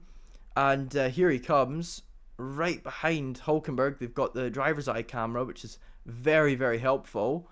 And you can't go for it that time at the box 10 because it's just a little bit too... Oh, he's got him here. He's got him here. And he's going to go around the outside of the Sauber. And it's a good move from Alonso. He's up into 16th. And now he's got another 6 cars to get through to get to the points, as the Sky Sports commentators say. So this is going to be potentially the start of something here. Alonso just single-handedly entertaining us with this strategy, a 2-stop, while everybody else is attempting to get to the end, while everybody else's tyres are crumbling. Alonso is absolutely flying out there. He's gotten past Hulkenberg, and now he's going to try and chase after Hulkenberg's teammate Gabriele Bortoleto for 15th. But this pack of cars is all behind Esteban Ocon in 10th. I think Alonso could probably get himself up into 10th, maybe even 9th if he catches Lance Stroll, but he's not going to get Albon or anybody above Albon because purely and simple, there's a 17-second gap between Stroll and Albon. But Alonso was so close to the back of Hulkenberg, I actually thought he was going to end up bump drafting him like they do in NASCAR. NASCAR? What about NASCAR? There's only one race, the human race. What about NASCAR? But Antonelli's come into the pits. Softs. Woo!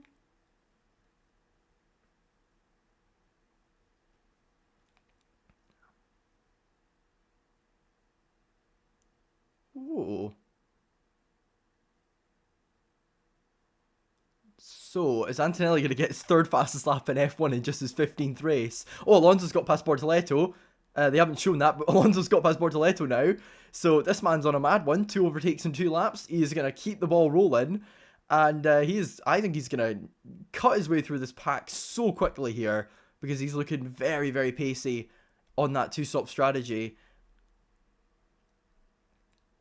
Now, what is Antonelli going to be able to do on those softs? He's gone onto the soft tyres. He's going to try and go to the end. And now Ferrari are looking at bringing in Leclerc. And Ferrari are looking to pit Leclerc now. And gets himself into the pits. Make sure not to speed just like I do on F1 25. Little secret for you. If you pause it just before you go into the pits and click pit assist on, you won't get penalised and you can go 170 miles an hour to come into the pits. But anyway, 2.1 second stop again from Ferrari. Very nice. And Leclerc coming out just ahead of Antonelli. Just about. Or is he? Oh, way too close. He's just about ahead of him. And these guys, they're going to need to chase. And there goes Antonelli trying to move around the outside. Oh, there's contact! And a double DNF for Ferrari.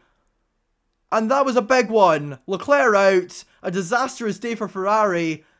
And just like that, Antonelli getting involved in an incident with Leclerc. That was never going to pay off. And Ferrari double DNF for the first time in a long old while. And both the McLarens are into the pits. And for the second time... Actually, no, Alonso's going to gain from this because he's on new tyres. Although then again, he is on the hards and everybody else is on the softs. So now, Antonelli still going around the track. And McLaren slow stops. Very slow stops. But they can bank on that. They're like miles ahead of everyone else. So there's Verstappen in 3rd. Hadjar in 4th. And just like that, Hadjar's chances of a podium have just gone infinitely better. And this is going to be an interesting battle to the end. 18 laps to go. We've got another safety car. Antonelli.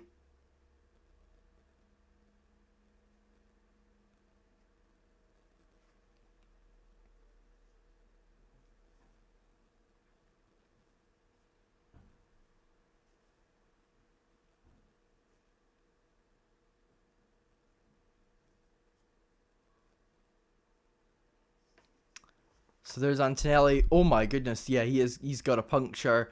And that's going to drop him a little bit further down the pack, perhaps. Let's see.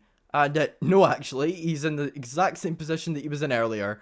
Uh, he's not lost a single position. So this is a replay. Antonelli, this is a rookie mistake, a rookie move from him there, because that move was never on.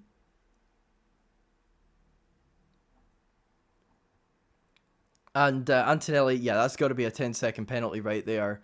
They should have just served a 10-second penalty right there and then, but Leclerc on the radio, I think that was unnecessary. I mean, we can never know what happened, but the tyres felt good anyway. The tyres felt good anyway, I'm getting out. So, Leclerc frustrated. Ferrari, actually, the one weekend where Ferrari have consistent pace to fight for the podium, and it goes absolutely awfully. And the thing is if he hadn't hit the wall the second time, he probably could have kept going, and it would have just been a puncture for him, but a very optimistic move for Antonelli, and both Ferraris out at the same place. A little bit of a sense of deja vu. A painful race to listen to if you have the ability to hear. Well, for the ability to hear. Well, I'm not really listening much to the commentary. I'm only hearing bits every now and then so I can have information. But I'm not really listening to Crofty at the moment. To be fair, I've made a couple of mistakes today. I called Tsunoda Perez and I said Hamilton was in a Mercedes. So a couple rookie errors there, but I've got the excuse of only doing this for a couple years. Crofty's been doing it 20 odd years, so I don't know if it's around that or if it's around his vocabulary or anything. But Alonso's in 9th now. Yeah, Ferrari home GP coming up, and it's a double DNF, which is a very valid point there. I'm gonna have a look and see when that's gonna be. Gotta itch my nose. Right, let's see.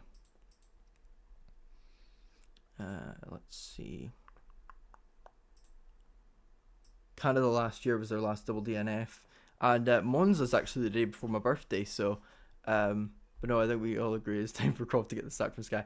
I will not I don't think there's such a thing as a commentators union, but I'm not going to diss him. Yeah. Right. Safety car still out. We've got 18 to go, 17 after this lap, which will be ending soon. Russell Leclerc incident has been noted for turn 3. So I don't know what that's about. I don't know why that's being investigated only now. But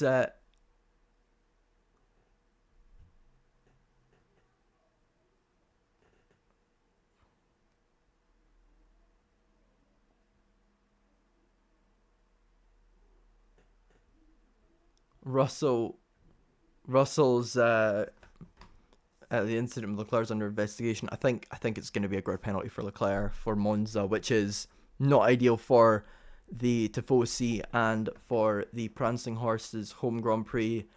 But to be fair, Il Commendatore would probably be rolling in his grave looking at the state Ferrari is in at the moment.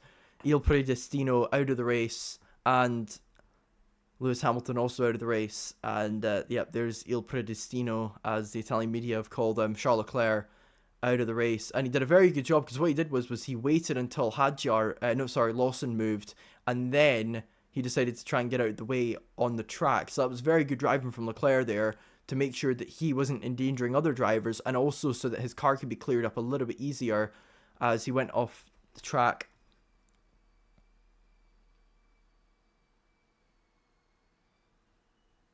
Lawson's like, oh my gosh, man, I couldn't see him at all. So yeah, safety car's now out. So safety car's out, and this is our second of the day. We've got 1 VSC and 2 safety cars so far. It's been a decent race, and time to update you guys on the order. So obviously 2 Ferraris out, so they're not going to be mentioned at all here. But 10-second penalty for Antonelli, and that is going to cost him points potentially if the pack behind him can stay close.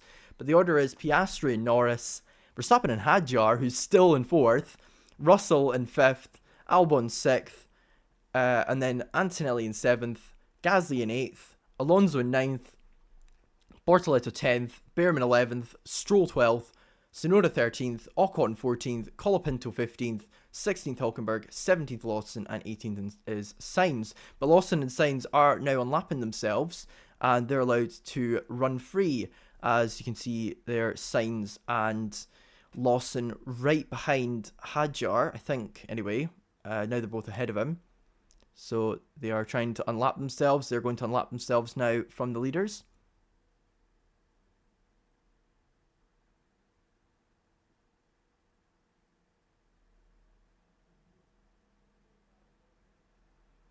I didn't know Yuki's engineer was Scottish. So Tsunoda's not got much in the way of power at the moment, and that's certainly not going to help him out in the race. I'm going to go and check that actually. Red Bull race engineers. Who are their current race engineers? I know Lambiassi's one of them. Who's the other one?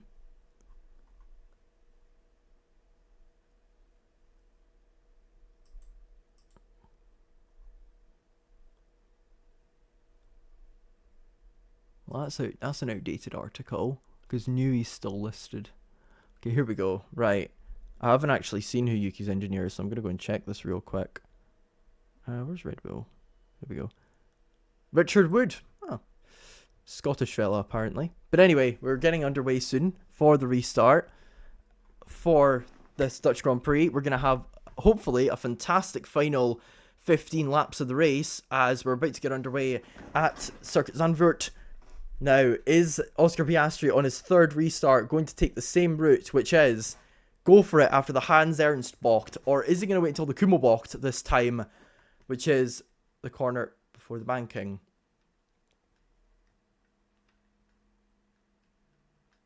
Here we go. We're about to get back underway.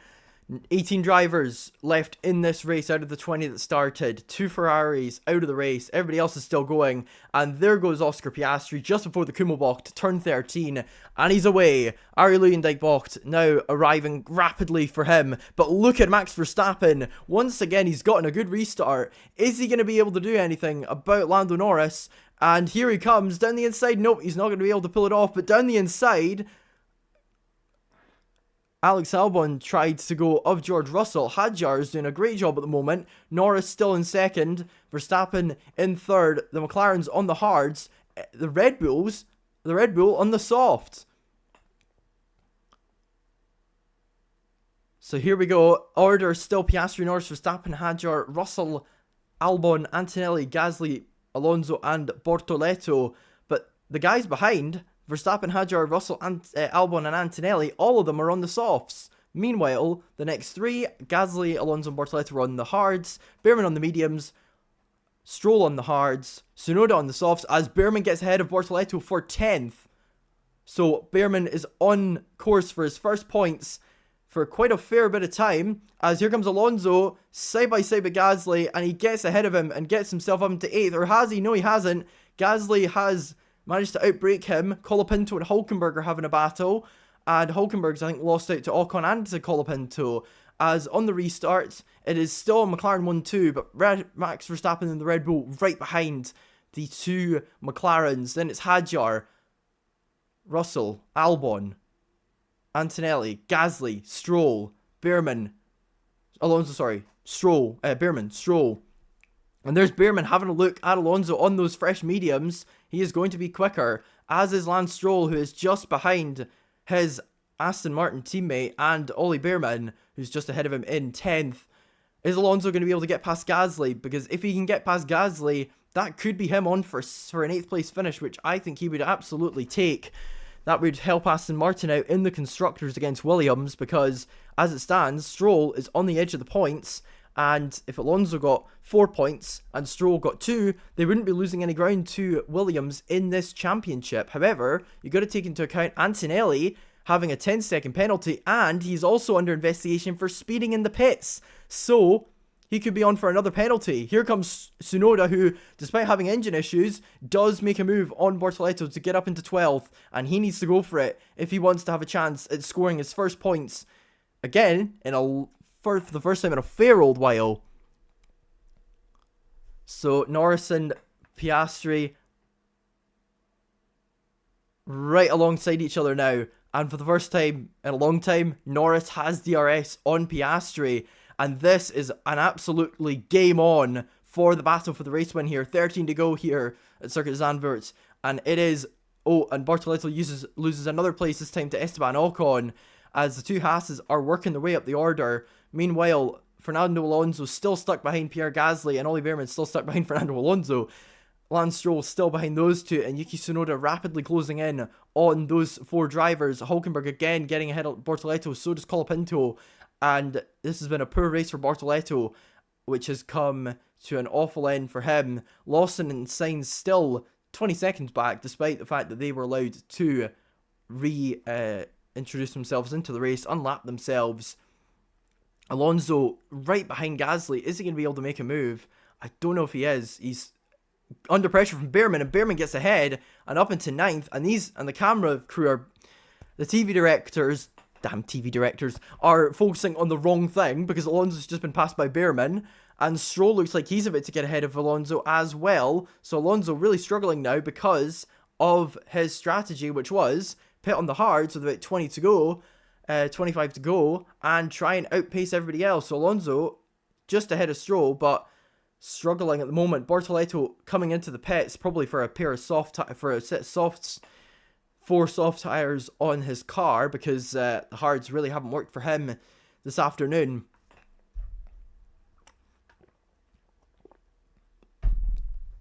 But Antonelli looks like he's going to be getting another penalty, probably 15 or 20 seconds overall. He's got 5 seconds to Gasly at the moment, but that is probably going to change because Ollie Behrman and Lance Stroll and Yuki Tsunoda are fast charging behind Gasly, and even Alonso as well.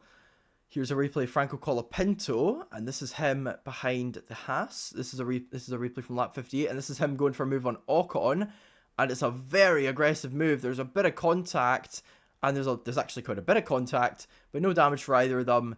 And he tried the move which I recommended, which was the balked 10 move, and it didn't work. Then Colapinto had to defend from Hülkenberg as well. Meanwhile, Antonelli another 5 seconds on his race time, so he's now got 15 seconds of penalties. Gasly is the only driver who can be his warrior, his hero. He needs to gain almost a second a lap on Gasly, but it's not going to be Gasly for much longer because Ollie Behrman has now got himself up into... Oh no, he hasn't. He hasn't got himself up into 8th. He's just behind Gasly, while Stroll and Alonso have swapped places, and now Tsunoda is right behind Alonso. So this battle in the midfield for the final 4, for 8th, 9th and 10th in the points, is still very, very, very heated. Verstappen saying that his ride is completely bleeped. Behrman right behind Gasly now, and he's got momentum, does the Haas driver. He's had a very difficult season up and down.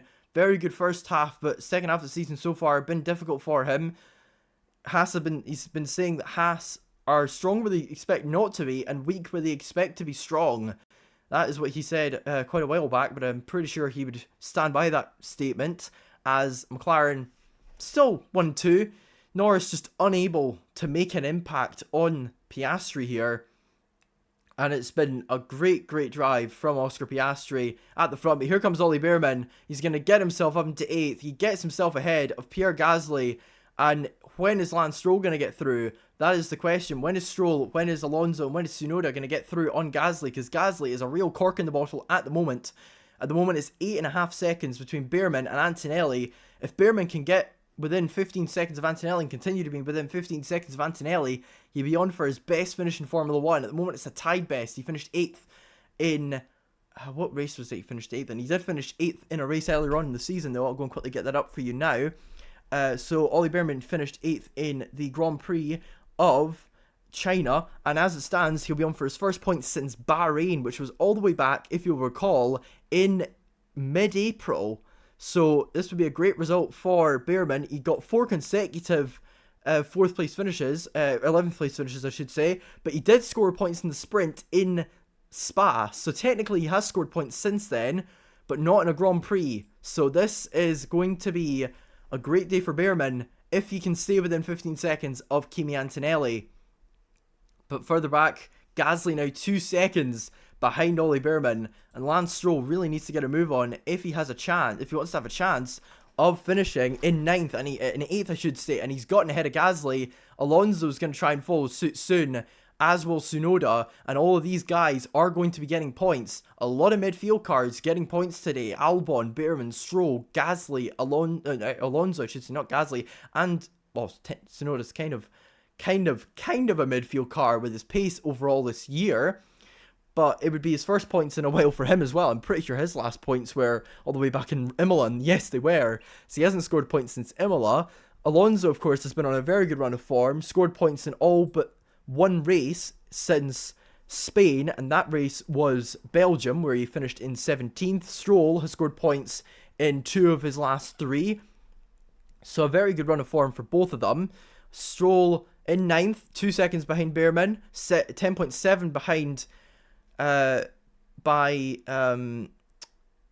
behind Antonelli, and Alonso trying to get ahead of Gasly. He's still stuck behind him, and Gasly's defending fervently from the Aston Martin.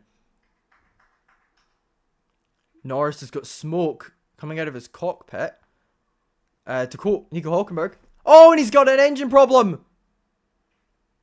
Lando Norris has an engine problem! Could this be his Malaysia? Could this be his Malaysia? Isaac Hadjar is up into 3rd. Lando Norris has an engine failure. And that is him out of the 2025 Dutch Grand Prix. The British fans are in tears. The Dutch army are celebrating. But most importantly, the French are vibing right now because they are celebrating Isaac Hadjar being in 3rd currently in this race. And we've got our 3rd safety car, or our 3rd retirement, and it's the 3rd frontrunner, and it's the man 2nd in the driver's standings. Could this be his Malaysia 2016?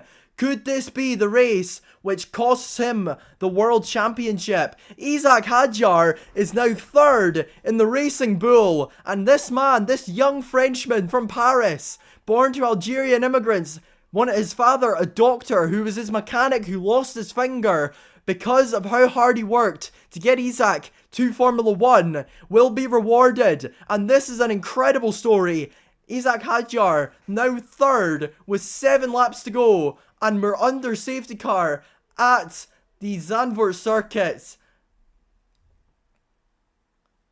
Norris would have lost 7 points to Piastri. Now it's going to be 25 points as it stands. So that's another 25 points that goes to Oscar Piastri. The gap goes from 9 points all the way up to 34 as Franco Colapinto comes into the pits to make a very risky strategy call to come in, because we don't know how long we're going to be before the restart. But Oscar Piastri, 34 points clear Lando Norris now. 70 points Lando is ahead of Max Verstappen, who's now 2nd. But Isaac Hadjar, this would be the 2nd midfield podium of the season after Nico Hülkenberg's. And this is a very different story because it's a young man from Paris, 21 years old. He may not be the tallest, as I said earlier, but he makes up for it for his personality and his talent. And this could be an incredible result for him. But on the other side of the fence, Lando Norris utterly devastated because his chances of winning a championship have now been dented, and there's another driver totally dejected, Charles Leclerc. Ferrari not going to pick up any points here, and Mercedes looks set to pick up 12 points with George Russell, which would massively help them in their race against Ferrari in the Constructors, and it would move them to only 12 points behind them.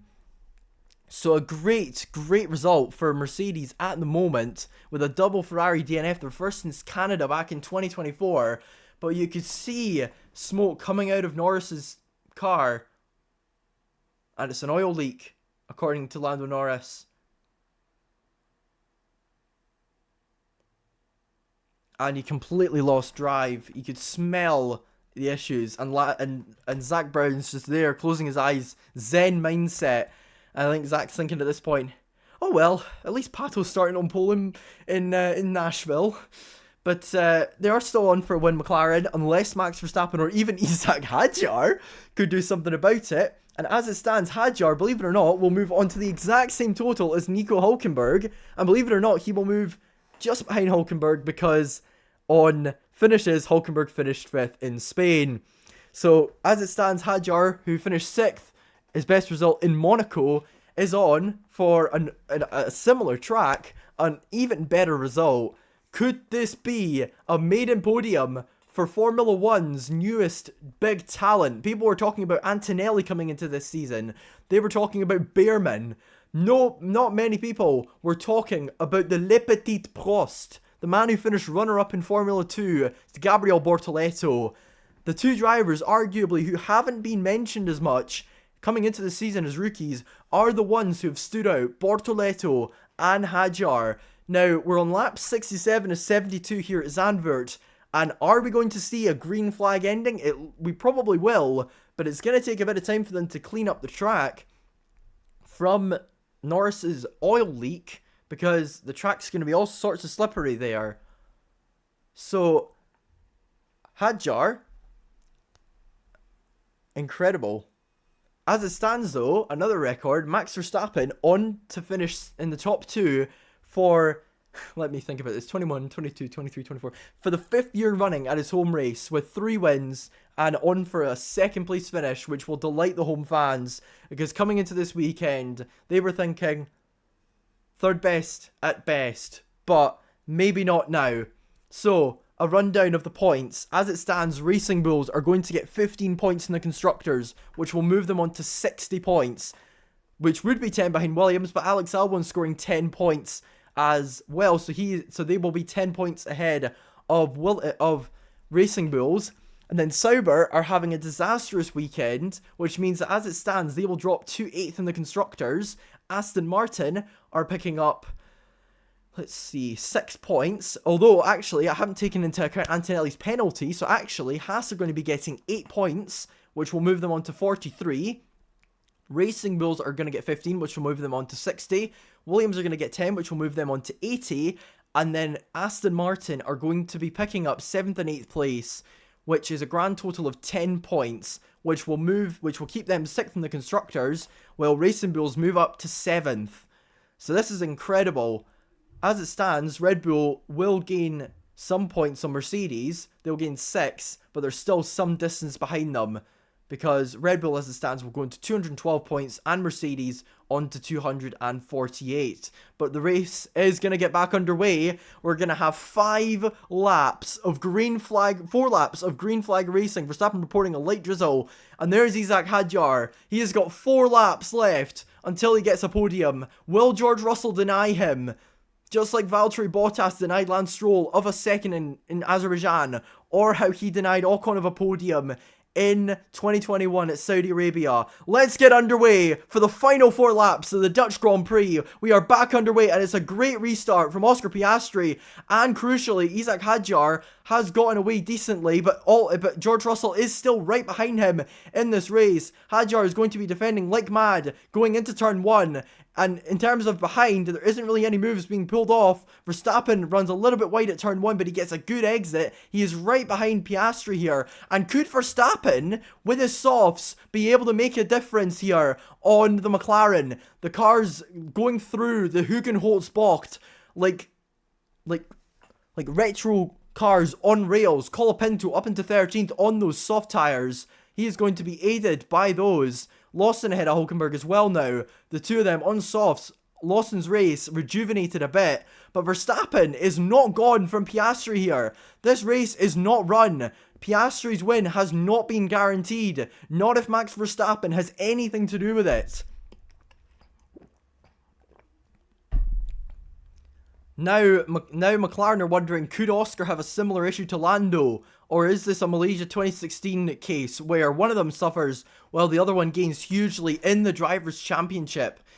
And funnily enough, one of them is British in both scenarios. Meanwhile, Yuki Tsunoda up into 10th ahead of Pierre Gasly. And that is great news for him, because it will be his first points since Imola. And he'll be getting 2 of them as it stands, because Ollie Behrman will be moving up to 6th, Stroll up to 7th, Alonso up to 8th, and him up to 9th because of Kimi Antonelli's 15-second penalty, which will drop him right to the back.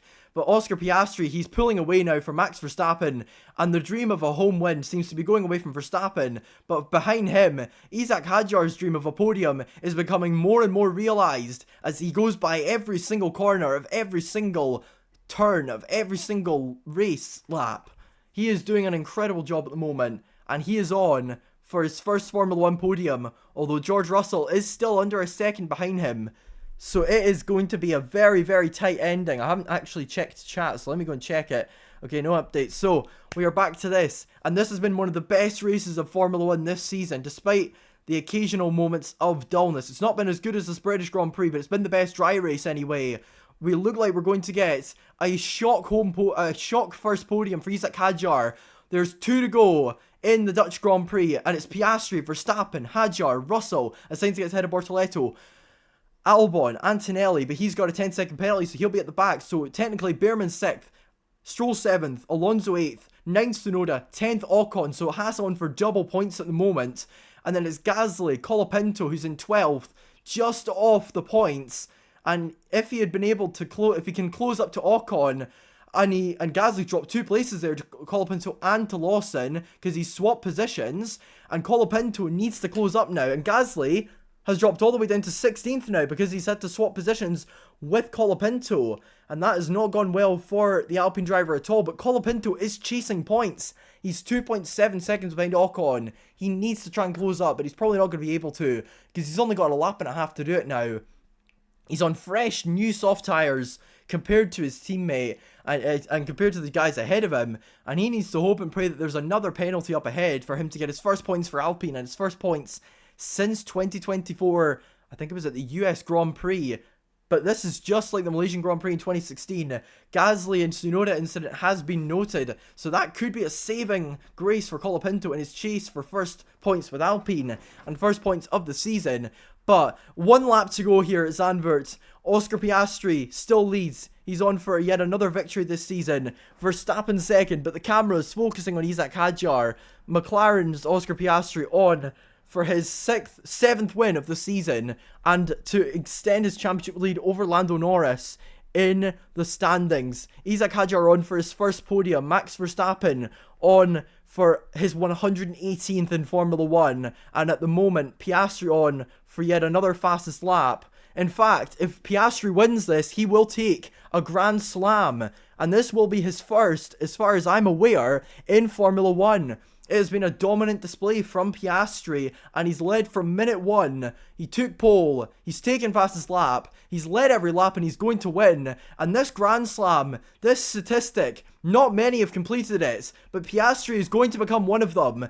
And what a way to extend his championship lead over Lando Norris by leading every lap in pure domination. Max Verstappen's going to finish in 2nd, but 3rd is going to be Isaac Hadjar. Here comes Oscar Piastri around the Arie Luyendyk bocht. He is going to win the 2025 Dutch Grand Prix at Zandvoort. 2nd place is going to be Max Verstappen, taking another home podium. And Isaac Hadjar takes his maiden Formula 1 podium. And that is incredible. He is up into the top 10 of the Formula 1 standings now.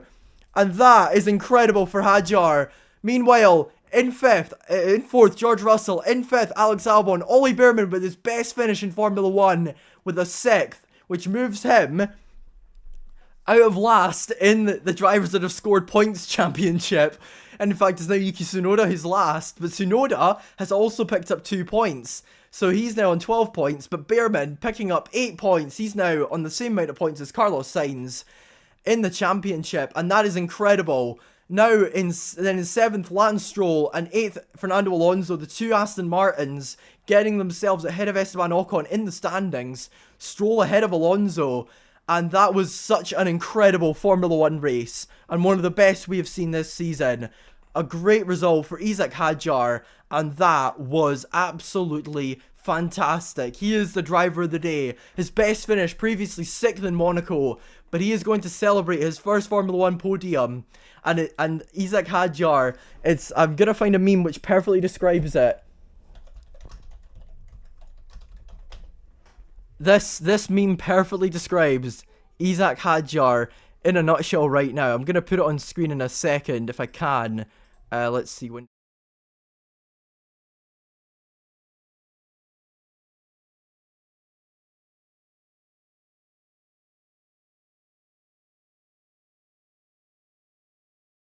Grand Prix in Formula 1, and after everything that happened in Australia, people were doubting him, and he has now turned it around over the course of this season.